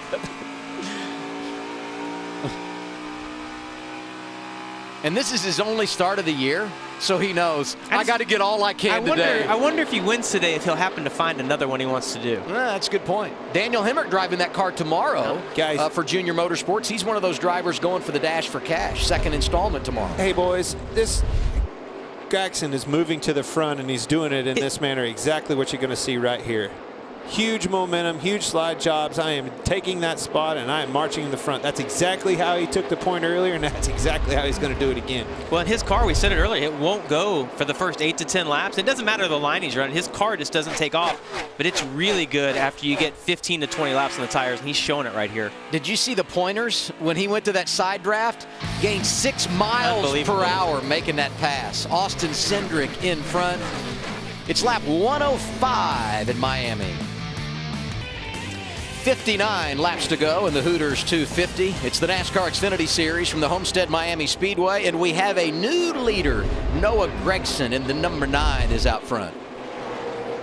Did it the same way he's been doing it all day long. I'm coming through. You call it a slide job, but I'm telling you, that's a handful of confidence right there, driving off in the corner. Big time slide. You can't call it a slide job if you clear him by 7 car lengths, right? Yeah, and he has been able to do that to everybody. He found something that works for him. His car is good on old tires, and he's able to slide up, and he's clearing by 20 car lengths, to your point, Clint. So it's not even a battle. The other thing I see there, though, it's that aggression, that mentality of how he was doing those slide jobs. Watch how close he is to the wall. Gloves are off, man. He's going for it. And a couple of things that we need to point out here. Everybody came down into stage 2 to pit. That was at lap 83. You can't make it to the end on fuel, so everybody's going to have to pit one more time. History says it would be under green. And we're on board here with Chase Briscoe, who's driven himself to 3rd in line, but 1 lap down. How do you manage all of this if you're him? Because he's no longer in a free pass situation. Do you get in your window and pit, get some fresh tires, and try to make up ground on the leaders? What do you think here, Jamie? I think where he is right now, he's not that far behind the leader and being able to unlap himself. He's going to run 2 seconds a lap quicker if he can pit. I would pit a few laps before the leaders and try to unlap myself. And I think he can stay in front of them, guys. And to confirm, he did get back by Cesar Baccarella, so he has put himself once again as the first car 1 lap down, re-earning that free pass position. And as long as he's only 1 lap down and he's in that wave around or lucky dog position, there's no point in taking the chance of pitting and going multiple laps down. Hey, the next car to go a lap down, Stephen Parsons driving the 99 for B.J. McLeod. We mentioned Stephen because he's all in the family. His dad, Phil, going to be on the Gander Truck broadcast on FS1 with Michael Waltrip, Vince Welch coming up later tonight at 7:30 Eastern Time. Just graduated from UNC Charlotte. Cum laude, that's what his dad told me. Now, I don't know what that means because I never got in those academic categories, but great job for Stephen and doing a good job on track today. Now, this is the first time today we have seen this much lap traffic. It's going to be interesting to see if they give Noah Gragson the top or if he has to do that pass that we've seen him doing all day long. What do you got for us, Regan? We guys talk about the lap traffic that he's in right now. Noah came on the radio about a half a lap ago screaming about the lap cars, wanting help. Veteran spotter Earl Barbin, who spots for Jimmy Johnson on Sundays, got on the radio, said, be patient, your car is fast. Watch where they go. We'll get around them. They know you're coming. And now he's putting a lot of drivers a lap down. Has worked his way up in front of Bailey Curley, who's 26th. And Justin Allgaier's got a problem right there, guys. He's slow. Justin's pitting. But this I mean, this could work out okay because you were going to have to pit anyway, and if we stay green and it cycles through, hopefully it works out for him, but some damage on that right side as he comes down for sure. Yeah, the thing is he can make it to the end right now if they put tires on. It just depends on how much damage he has. Clint, it's so hard to tell with those bodies because they move in and you don't know if the suspension's bent or if it's just a little bit of exterior body damage. As hard as he's hit the right front, I think the right front, you got right front damage or something. And don't forget, racing again tomorrow. He's running that same Might have to run car, that same car, yeah. Unless you can get approval from NASCAR, and I don't think they're going to say see that tire's back up on that. That's pretty significant damage right there. Yeah, that's a hard hit for sure, guys. It's almost, it looks like the camber's knocked out of it too. Like it's been an A-frame or something. This 98 car, guys, I'm telling you, watching the lap times, he's pretty sporty. Can he drive up and take the lead of this thing, get himself on the lead lap? That would be huge. If he gets back on the lead lap, because that would be at least the second time today that he's done it the old-fashioned way, just drive by everybody and pass the leader to regain a lap. And with him being in front of Cindric, although the 22's coming back strong, he's now the second car in line, a couple of seconds behind Gragson on track. Yeah, I mean, he's only 2 seconds behind. If this cycles out green, and he, like I say, if he pits 1 lap earlier, he'll cycle in front of Noah Gragson, and we know that he's got a fast enough car right now, and that Noah's car is not good on the short run. We know that he struggles a little bit until we get to the longer run here. And that's the way to play it now because he's so far down when you talk about those in line to get the free pass, right? I mean, now your bed's laid. I think you stay out there for a little bit. Yeah, I do, in a good scenario, right? You're in lap traffic. That's the opportunity to pounce on somebody. Get that leader up there in lap traffic, let him stack him up, slow him down, and hopefully get through him faster than he can. That's your only hope. Jamie, you said it. We're about 10 laps away from green flag pit stops in Miami. Noah Gragson leading Cindric, Jr., Burton, and Chastain. NASCAR Xfinity Series Racing is sponsored by Toyota. Great start to a big NASCAR weekend at the Homestead-Miami Speedway, and here is Austin Cindric making a pit stop, Regan. Adam, that race car for Austin Cindric right now is too loose. The back sliding out from underneath him. That last run, right before he pitted, he did brush the wall as well, so he's going to have to get some tires right now. Cindric was running in the second position, but by coming before race leader Noah Gragson, you get those fresher tires and you put yourself in position. And here comes Gragson, and I question right away, are we going to get a speeding penalty because he came in hot? Yeah, I mean, the 22 reacted to the 9, or the 9 reacted to the 22. The 22 came in that 1 lap early. He's going to make up around 2 seconds. Noah Gragson was really fast coming in, Clint. Yeah, way out of shape. He looked like he was about to spin out. Got it underneath of him. He did a good job of that. Here he is, Regan. Well, Noah Gragson's plan was to be super aggressive all day long. That's what they have done. This race car is fast on the long runs. It needs a little help early on still, but I don't know if they're going to worry about this. And Dale Jr. on the right-hand side of your screen, that race car is good as well. He said, all I want is whatever my teammate Noah has for the long runs. Harrison Burton making a scheduled green flag pit stop. I think everybody wants on the long run what that 9 car has. And look at Alex LeBay getting sideways. That's Brandon Jones just in front of him. Everybody knows that people are making stops. I got to get there as well because you don't want to run on those older tires. And here's the 9 coming in. No penalty. Man, he almost, remember Kurt Busch barely missing that? That reminded me of that right there. Almost came in. Well, I can't that was as aggressive as you get. That's as hard as you can get it. I can't wait to see where they cycle through here, guys, because Noah probably made up a little time getting on pit road. But Austin Cindric came a lap earlier, so it's going to see how, how does that balance out. The difference was 4.7 seconds when we started the cycle, so we'll keep an eye on that. Man. And with 44 to go, Ryan Sieg yet to pit. Hey, listen to this. He's the leader. Listen to me say this. If the caution came out right now, Chase Briscoe's running 3rd. Unbelievable. Can you believe I just said that? So their strategy now, it looks like, is they're going to try to run this as long as they can, right? And they've only got 1 set of tires. Yeah, but they're going to be able to put new tires on and be squared up with everybody. Hey, Justin Haley, we saw there, had an uncontrolled tire, so he's been penalized in this cycle of stops. And Michael Annett is scored 21st, but he's already made his green flag stop, and there you see what fresher tires will do. He drives by race leader Ryan Sieg, who last came down at lap 85. J.J. Yaley is second. and Noah Gragson has now driven his way back up to third, Regan. Well, the plan right now for your leader, Ryan Sieg, Adam, is to go 15 to 20 more laps with that race car. A great recovery for this race team after an earlier penalty on pit road. He had driven back up to the top 10 before the pit cycle started. And he's like Chase Briscoe as we enter this green flag stop. He's only got one set of tires left because remember back early in the race, he came down on the competition caution, so they've been on a little bit of a different strategy in that regard and want to pay off the story for Justin Allgaier. While we were away, the 7 car to the garage off track scored in the 31st position. Here comes Florida's own Ross Chastain making a scheduled green flag pit stop. And that's Justin Haley, pass-through penalty for that uncontrolled tire.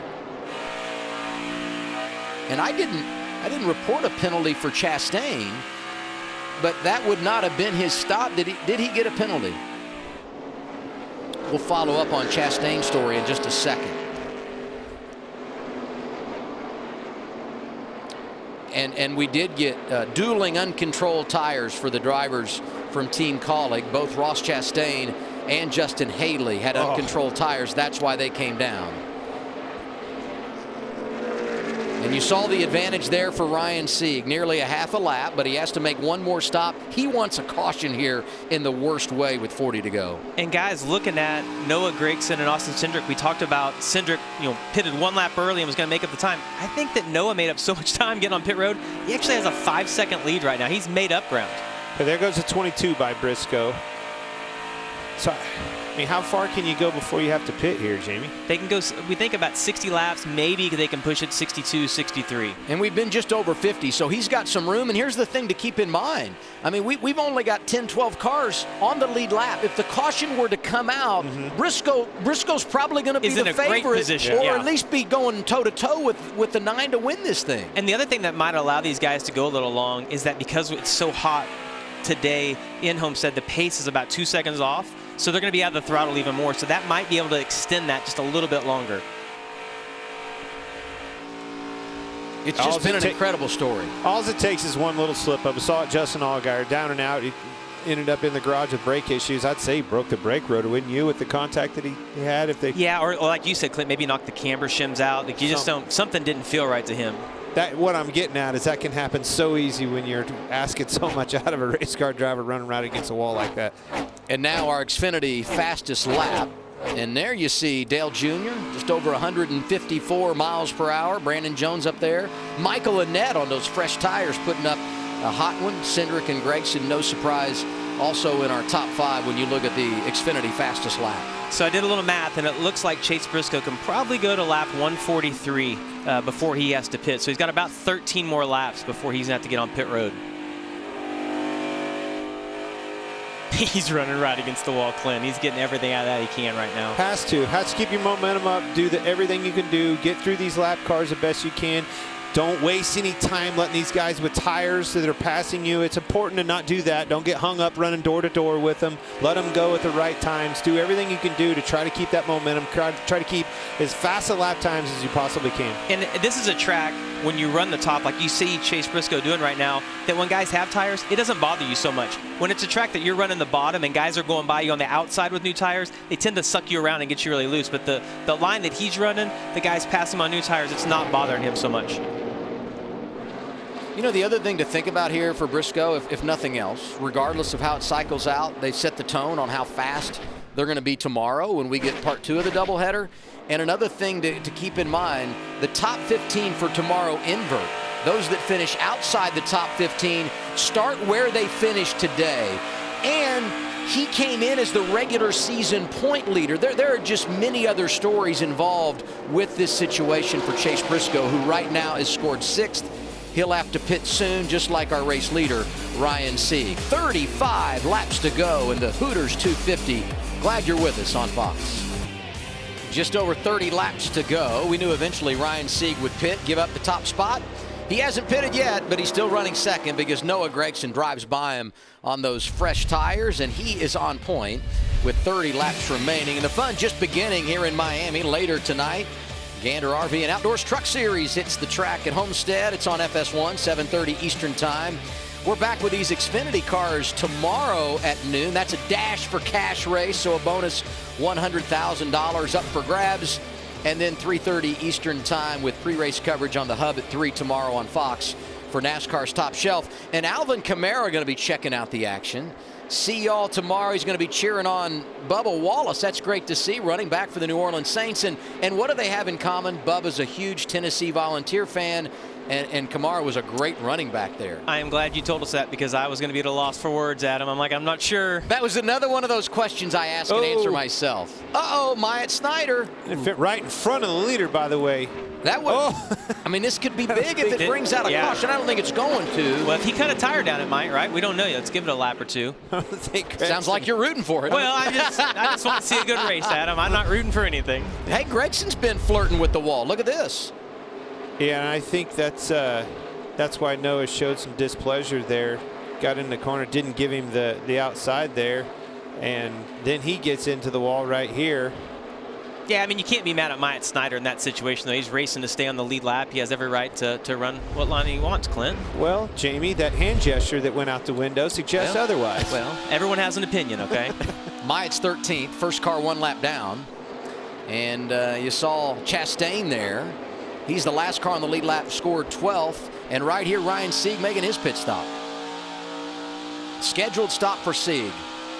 Yeah, I mean, those guys, you know, they pitted in the first stage, got tires, and then they knew they were going to have to run long here and try to save a set of tires, and it did not work out for him, Clint. But, I mean... Whoa. That's so much fun to watch. So much fun to watch. I can't believe how much grip he can make shooting across the bottom like that in those massive slide jobs. Usually, Adam, I'm telling you, when you take off down through there and shoot across the wall at the angle that he is, you do just that. You hit it. And he has pretty good momentum on the exit. Like normally when you do it, you stop in front of the car. Come to a halt. But he's somehow able to keep his momentum up. And he seems to be the only one that can do that. That's what I was kind of getting that's what's amazing. I'm telling you guys, and when we talked to him earlier this week on the phone, he was so confident coming here. He was excited about getting to run the wall, and that's a lot of it. You know, when you go to a track and you feel good about it, everybody has a track they're good at, but he felt like last year here that he was the best car on the long run. And he's like, I can't wait to get back there. And he's like, I'm going to run the bottom for 8 laps, and then I'm going to the wall, and I can't wait. Well, he definitely was right about that assumption. Are you going to do that tomorrow? Huh? Come on. You know, here's the thing, and I said this at the top of the show, but this is the truth. We don't have these composite bodies. If you got in the wall and touched it like he just did in lap traffic, that's game over. I'm coming to the pits with a cut right rear tire and could possibly be wrecked because of that cut right rear tire. Well, and we've seen guys in the Cup race fly around the top and then get into the wall, and the cars, they're not crashed. They just lose all the speed. Risk versus reward is massively different between these series. 25 laps to go, and a new storyline developing, possibly, Regan? Well, no storyline, but Adam, I want to point out real quick, Clint, you're going to race tomorrow. Look at the sun as Dale Jr. comes down the front straightaway right here. It is going to be a non-issue. So many times we come to Homestead, and that sun is right in your eyes. It's actually going to set more in the front straightaway tomorrow, so a little bit of benefit for the drivers.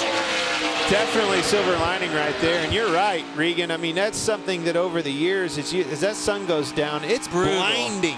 You know, the rocks pelt the windshield. You get a horrible glare off of that, and then all of a sudden, I mean, blinded. And then it's just like, boom, you can see again. And you hope there's nobody in front of you, or you're teed up good to that wall, because you cannot see anything getting into one as that sun goes down. And, you know, this race, I mean, it starts at the exact same time as the championship race did back in November. But the difference, the time of year, one, the air temperature, what that does to the track temperature and how hot and slick it is. But the other thing is we talk about how that sun sets and where it is and the role that plays for all these drivers. Well, this track, running this race during the day, I said it again, we're going back to the top of the show. All these things that we thought we would see is exactly what we're seeing, Jamie. I am very interested to see how our Cup cars do. Again, going back to this risk versus reward that we're talking about, running around the wall. When I say around the wall, you've got to be on that wall, obviously, to make the speed to be up front. But if we touch that wall with our cars, you're down and out. So this is something that, for me, you've got to weigh out. You've got to start doing this. What my plan is ahead of time is to move towards this towards the end of the race. You know, obviously, you do not want to take yourself out and lose stage points and things like that and get yourself behind the 8 ball before the money's on the line. Yeah, and last year in the Cup race, the guys were really just running that top seam, so they were like 6 feet from the wall, which is a comfort zone. Safe. And they were able to make some lap time there. But it'll be interesting since the sun's going to be out. And I think that's a game changer with as much hotter as it is. The hotter it is, the slicker the track, the closer to that wall you're probably going to want to be. And the other thing that it takes away is that bottom groove. That momentum, making these corners as wide as possible, not bending on that wheel, pulling on that. Those are all things that this heat takes away a little bit. So from Bernard Pollard, as we continue to go through the tweets from NFL players who are really getting into this NASCAR thing, since there's another race tomorrow, will these guys drive the same car they're driving today? And the answer is yes. If you go to a backup car, it has to be approved by NASCAR, and they basically have told these teams it's got to be severe before you can go to the backup. And I don't really feel like that's had any impact on the way these guys are driving today. They've gotten after it all afternoon. I don't think you think about that. Honestly, you maybe talk about that in your team meetings heading into it, but when you get in the race, you're wanting to run the car as fast as you can, and being against the wall is where you have to be. So I don't know that you are thinking about that as much as you do prior to the race. And this is where I'm going to get myself in trouble. Maybe my first opportunity to stick my foot in the mouth as a driver and a broadcast. As a driver, they're going to have a backup car, and these backup cars are going to be as fast as the other one. True. That's going to get me fired. That's a terrible thing to say. You set me up for failure right there, but it's so true. They know them backup cars are in the trailer. They're just as good as these, and especially with these bodies. Now, the flip side of that is with these composite bodies. I've seen these teams in the garage area. They've changed these panels and got them moved, and we're just fine with the car that you see right here on the track today. What about it, Regan? Well, Clint, I took a poll of these teams in the garage today to your point about having backup cars and if they cared if they had to roll them. One organization, JRM, said they didn't care if they had to roll them. It would almost be easier to get the backup car out. The rest of them all said that JRM is crazy. They didn't want to run the backup cars. Well, those are the ones that don't have them. Gregson goes by the 21 of Anthony Alfredo, so only 8 cars on the lead lap. One of those is Chase Briscoe, who still is not pitted since the end of stage 2 back at lap 83. They've got to be coming soon. And can you imagine if we got a caution, and you heard they're going to come this time, but a caution would put them in an unbelievable position, and now we'll see how it cycles out. Well, staying out that long is going to be disastrous for them. They've lost, 2 to 3 seconds a lap for the last 25 laps. So I mean, this is going to be disastrous. But this is what they had to do to try to get back on the lead lap. They, listen. An hour ago, if you just said he might have a chance to be on the lead lap, we'd have said you're crazy. So they did a great job. They did all they could, and it didn't work out for him today. But I'll tell you what, they did a great job of staying in the game, and here he is for his stop, Regan. As we watch if it tells you anything about how good that race car was, Adam, not a word from Chase Briscoe. I don't know if it's because he's mad and frustrated or because the car is just that good. We've seen the speed. It is very good on the racetrack, though. And a big carryover tomorrow when it comes to momentum. Riley Herbst in the 18. Earlier thought he had a tire going down, but he's worked his way into the top 10. Herbst now 1 lap down as Gregson goes by with 16 laps to go. It's a 7th place car right there he lapped, but I'm telling you, I just watched him get off into one. Look how close he is to the wall. And I said it before, I've been watching him. His car's nervous getting into one. It's very loose, and again, everybody asks, what's that buffer like? You can watch this car get off down in the corner right here. It kind of wiggles around until it finds that happy zone right up against the wall, and it's almost like that air pocket keeps it off of it. This sport, this series is all about building names, and if you're somebody tuning in for the first time right now, this is the guy's Twitter to go to. This guy is hilarious on Twitter. He has good social media content, pretty funny. And Adam, I think you should share the story about what he did with the $100 grand that he won last week in the Dash for Cash. Well, to put in perspective what kind of year it's been, it's his 2nd year at age 21 in this series. And last year it didn't go great, but he wins the season opener at Daytona as we see the battle for 4th here between Brandon Jones and Austin Cindric. So now he's on the board. He knows he's in the playoffs. He's consistent throughout the early part of the year. He wins at Bristol, one of the most difficult short tracks you'll ever face.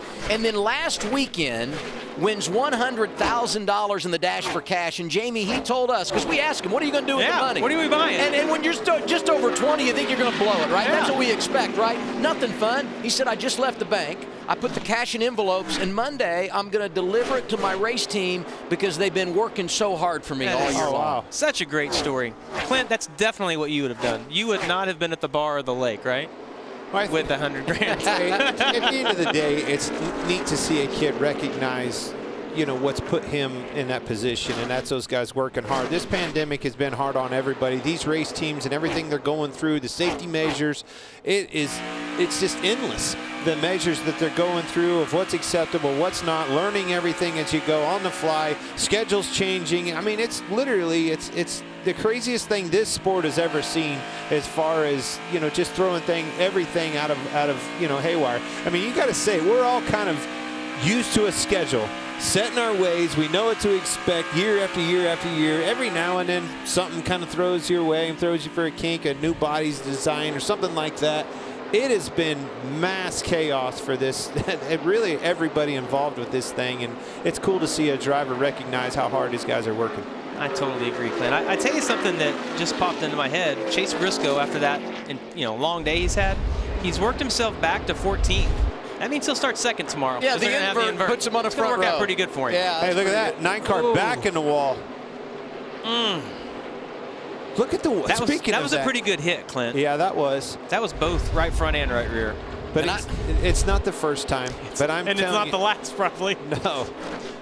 Hey, but let's give some love to crew chief Dave Ellens, who this is the first year in 4 years he hasn't had a rookie driver. Did it with William Byron, won the championship. Did it with Tyler Reddick, won the championship. Noah drove this 9-car last year. And as I said, they didn't have the season that they would have hoped for, but I think they grew a lot throughout 2019 and seeing their fruits of their labor here this year with those couple of wins we talked about, and in position again with 10 laps to go. With 10 laps to go and a 9-second lead, I think it's time, and again, I understand why you're doing that. That's his aggression and being up by the wall has put him in this situation. That being said, 9 seconds, 10 laps to go. Pull off that wall a little bit. Pull the reins back on that horse. I know it wants to race to the finish line, but pull him back a little bit. Stay out of that wall and get us to victory lane. That's what we said about Reddick, though, when he was trying to win a championship. And everybody's like, what's he doing? And he stayed up there the entire 200 laps when this was a 300-mile race. But I think it is a rhythm thing, too. You get in your rhythm and you're accustomed to that. If you pull them off of that, like I'm saying, and they start running low, they get behind, they could get loose and get into the wall even worse. That's one thing about being up against a wall that close. You don't get into it very hard because there's not you don't have a big run at it. I hate to brag here, Clint, but we're just showing Harrison Burton, no Steady Eddie. That's my guy. He's in third. Just trying to figure out where your guy is there. I was fixing to pass your guy, as a matter of fact. My guy's a lap ahead, just so we're clear. You're going to make more money for that pass than we are. You can't say enough about Harrison. I mean, you said it, Steady Eddie, just slowly sticks with it, learns, keeps getting better with every stop, made good adjustments on the car, and is putting it right there on the podium. And how much better will he be in tomorrow's race now that he's gotten today under his belt? I mean, today almost serves as the practice session, right? Way better. This is a practice session. It's a great point. That's exactly that. Man, I see he's still driving hard. Oh, that's cool. That's cool. Look at that. I like that. Screams Miami. I said that a couple weeks ago when Gregson won at Bristol, I said if you were going to join a fraternity in college, you wouldn't want Gregson to be your frat brother. Sure. And if he's your frat brother, what looks better on the shelf but a trophy that says winner of the Hooters 250, Especially when he's going to give you all his money. That's right. I mean, all the way around. He's generous and he's got all the fun toys. That's exactly what I want for a brother. You know, Briscoe got those fresh tires, and there's a motion for Ryan Sieg. Now, Briscoe is not going to get the free pass here because he's 11th and 5th or 6th in line of those drivers 1 lap down. But he can wave around, and with 7 to go, a lot of these guys up front have tires. I mean, what do you think with 6 cars on the lead lap? You got to come get these tires, right? Have to. All those guys are coming to get a set of tires right here. That is not what Noah wanted to see, or his crew chief, or anybody for that matter. On board with Chastain and off in the distance going into 1, you'll see it here. Just got loose on the bottom, came out from underneath of him, getting into 1 and spun out. Simple as that. Free pass. If he had an issue and was maybe getting down to get out of the way, maybe spun out. We've seen that a lot this year. Guys have a hard time getting back to the pits when they have issues. His left rear is definitely down right there. It looks like it's fallen off. Free pass here goes to Anthony Alfredo. So that'll put 7 cars on the lead lap, and all those guys will likely, you know, come down here, pit and get tires. And the question becomes, if you're a lap down, you know, do you take the wave around, or do you pit and stay in that lap down position? And I'm guessing here, you just take the wave with this few laps left, right?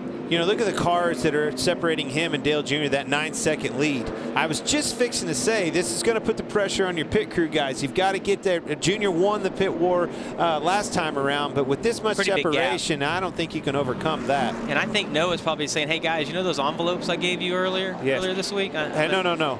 Number one thing, do not make a mistake right here. Speeding. Do not speed. Well, you got a huge gap, good advantage. Do not speed. Yeah, I mean, you see the gap there. Here he is, Regan. Well, Adam, you're right. A great gap for him to be able to not have to do anything stupid on pit road right now. On the right side of the screen, Noah Gragson, that race car, he just wants some rear grip with it for the fire off here, but doesn't want the front steering to be hurt. He wants to keep turning good. On the left of your screen, Dale Jr., they love how that car fires off. He wants to leave it alone for the end of this race and see what takes place on this short run. Could be a very good battle between him and his teammate here. Chassis adjustment for Noah Gragson there. An 8-second gap when he came onto pit road, and he's not going to have to race his teammate on the restart because Harrison Burton going to get out in front of Dale Jr. And look at Jr. playing a game right there. Yeah. Try to check up a little bit, let Brandon Jones back around him so he could have that outside line. Did not work, but hey, he's pushing his teammate now. This is still an opportunity. Does he put his teammate 3 wide and go for the win, or does he fall in line, push him to the win? And I'm sure that the chassis adjustment on Gragson's car was about making it better on the short run. He struggled a little bit on the short run. They probably pumped the tires up a little bit, which means they put a little bit more air pressure in, which will let the car take off quicker, and they've countered it with an adjustment. You know, great point. I hate to say this, that seldom ever did that work. Seldom works, but everybody says it does. Everybody always just try to make that adjustment. The crew chiefs, man, I can make you go fast on the, and it always made me too tight or too loose or something. Just kind of mess my, my rhythm up and everything, and I couldn't go. It almost made more of a death of it than I had before. Speeding penalty for Brandon Jones, so he'll have to drop to the rear for this restart. And next on Fox, the best bowlers in the world take center stage as they compete in the PBA Summer Clash. Catch the action next. It's on Fox, and you can always watch us anywhere on the Fox Sports app. You guys going with Kyle again this week? Is he the favorite? As long as that guy's in the horse, if that horse is in the race, he's my guy, man. That thing he is awesome. You should have him design your next paint scheme. Clint. At least those pants. I don't know. I have a little bit of fandom for EJ because, I mean, you guys do the hair thing and I don't. So I'm instead of going Kyle this week, I'm going EJ to win it. And bowling comes your way as I check my watch. 10 minutes from now, top of the hour live on Fox, or after we're done with this Xfinity race, whichever comes first, right?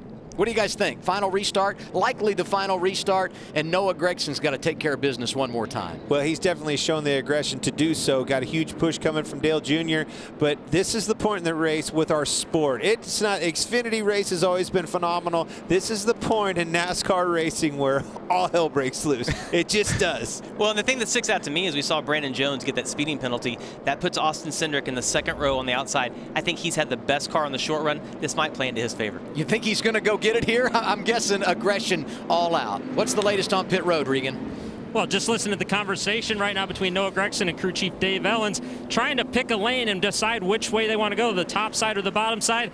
I expect him to pick the bottom here in just a second. He said, tell Junior not to push me quite as hard on the restart this time. Just a little less than what he did earlier. Clint, what lane do you think you'd pick based on what we've seen today? It's hard. I mean, that's the hardest decision he's going to make all day long. Definitely the bottom with Dale Jr. behind me.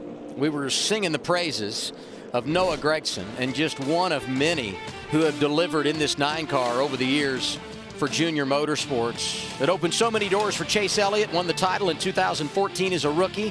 Think about William Byron in 2017 who did the same. And Tyler Reddick delivering at this track. It was kind of his coming out party, won the championship 2 years ago, won it again in 2019 for RCR, but that 9 has been so good over the years for Dale Jr. Regan.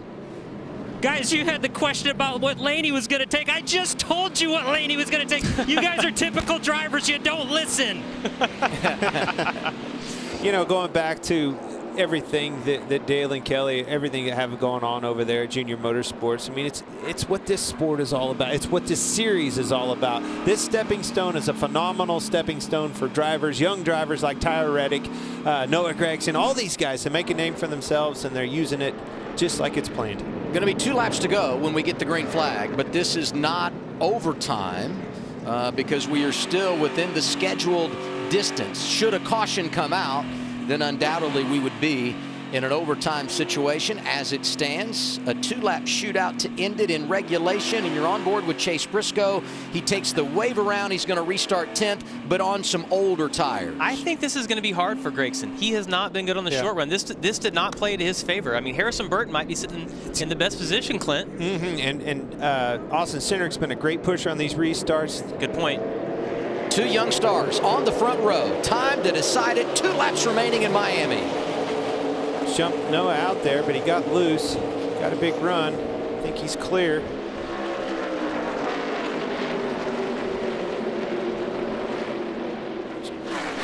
Noah's car just does not go on the short run, guys.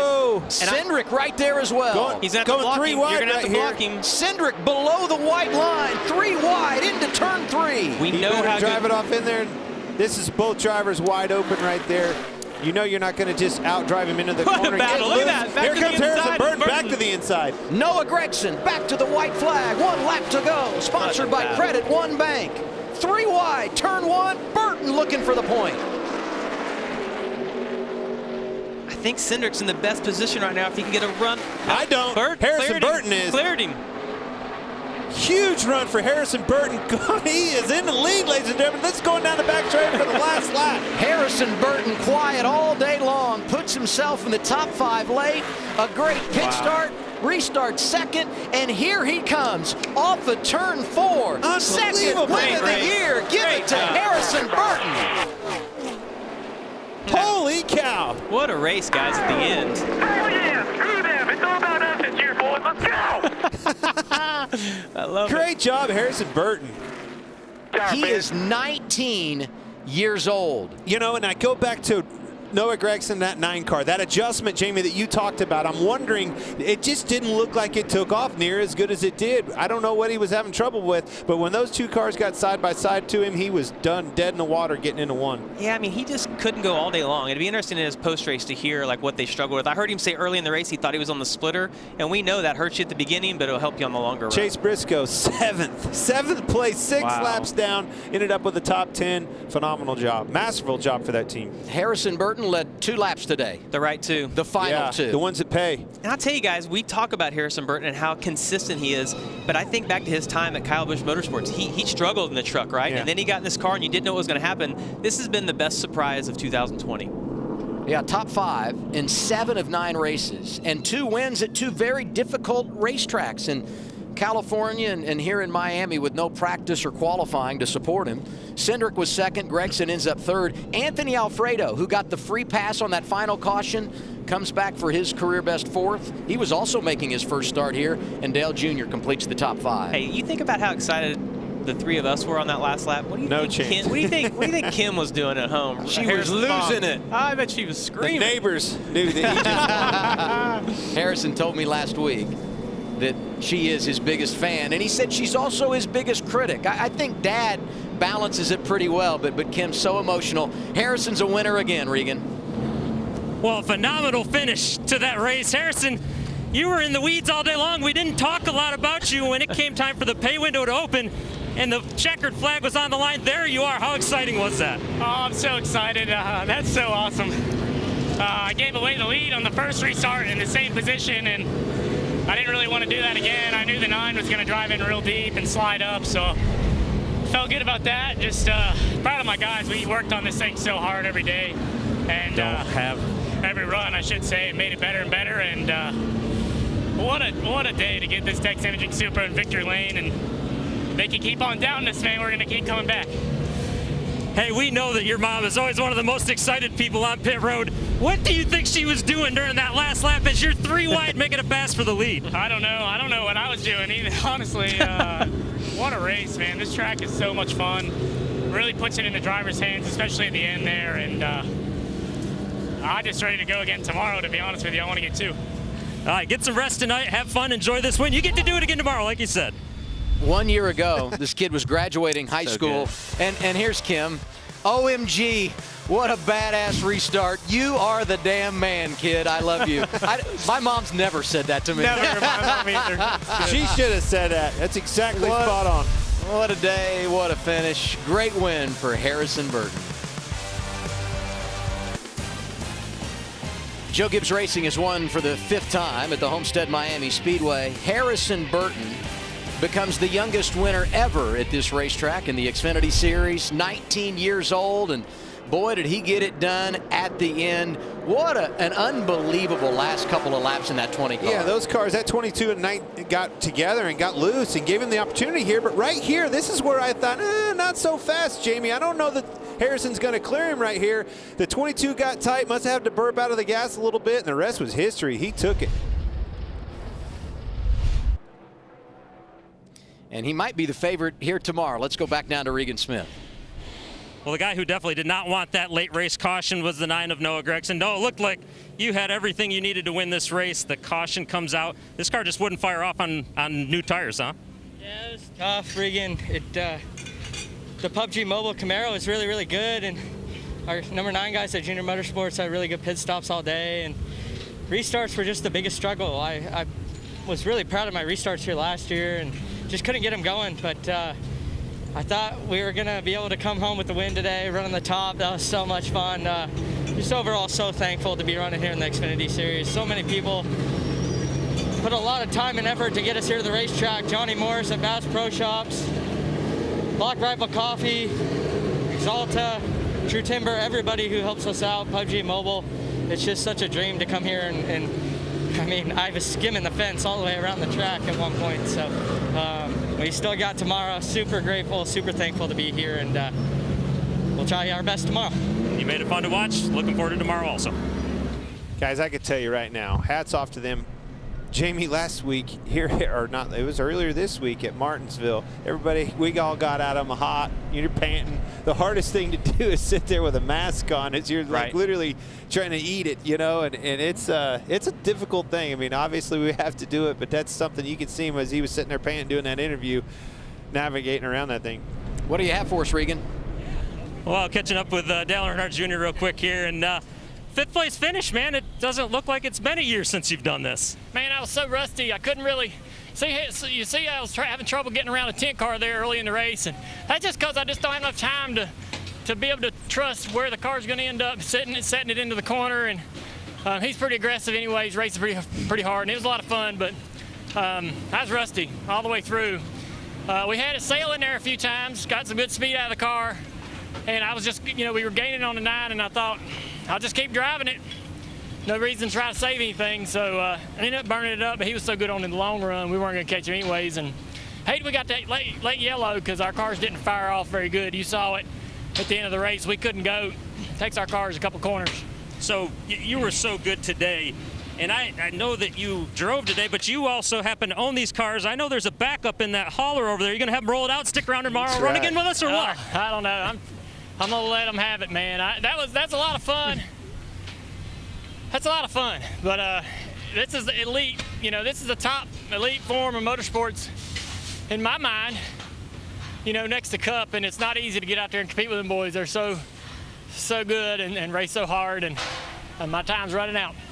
You look fresh to me today. Good job today. We couldn't tell that you've drank any beer lately. I haven't. Thank you. TV Gold, Dale Jr. Guys, your final thoughts today? Well, I think you just got to give credit to Noah Gragson there. That's a hard interview to give after you basically have had the race won. So sincere, though. I mean, he thanked all the sponsors. Great job, Noah Gragson. Awesome for Harrison Burton. Awesome racetrack. Cannot wait to get there. Leaving right after this broadcast when we go off the air. I'm jetting down there, ready for action.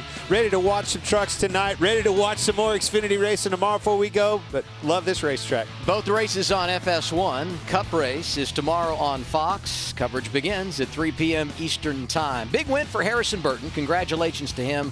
We'll see you with the Xfinity race tomorrow at noon on FS1. Next on Fox, it's the PBA on Fox. Enjoy it.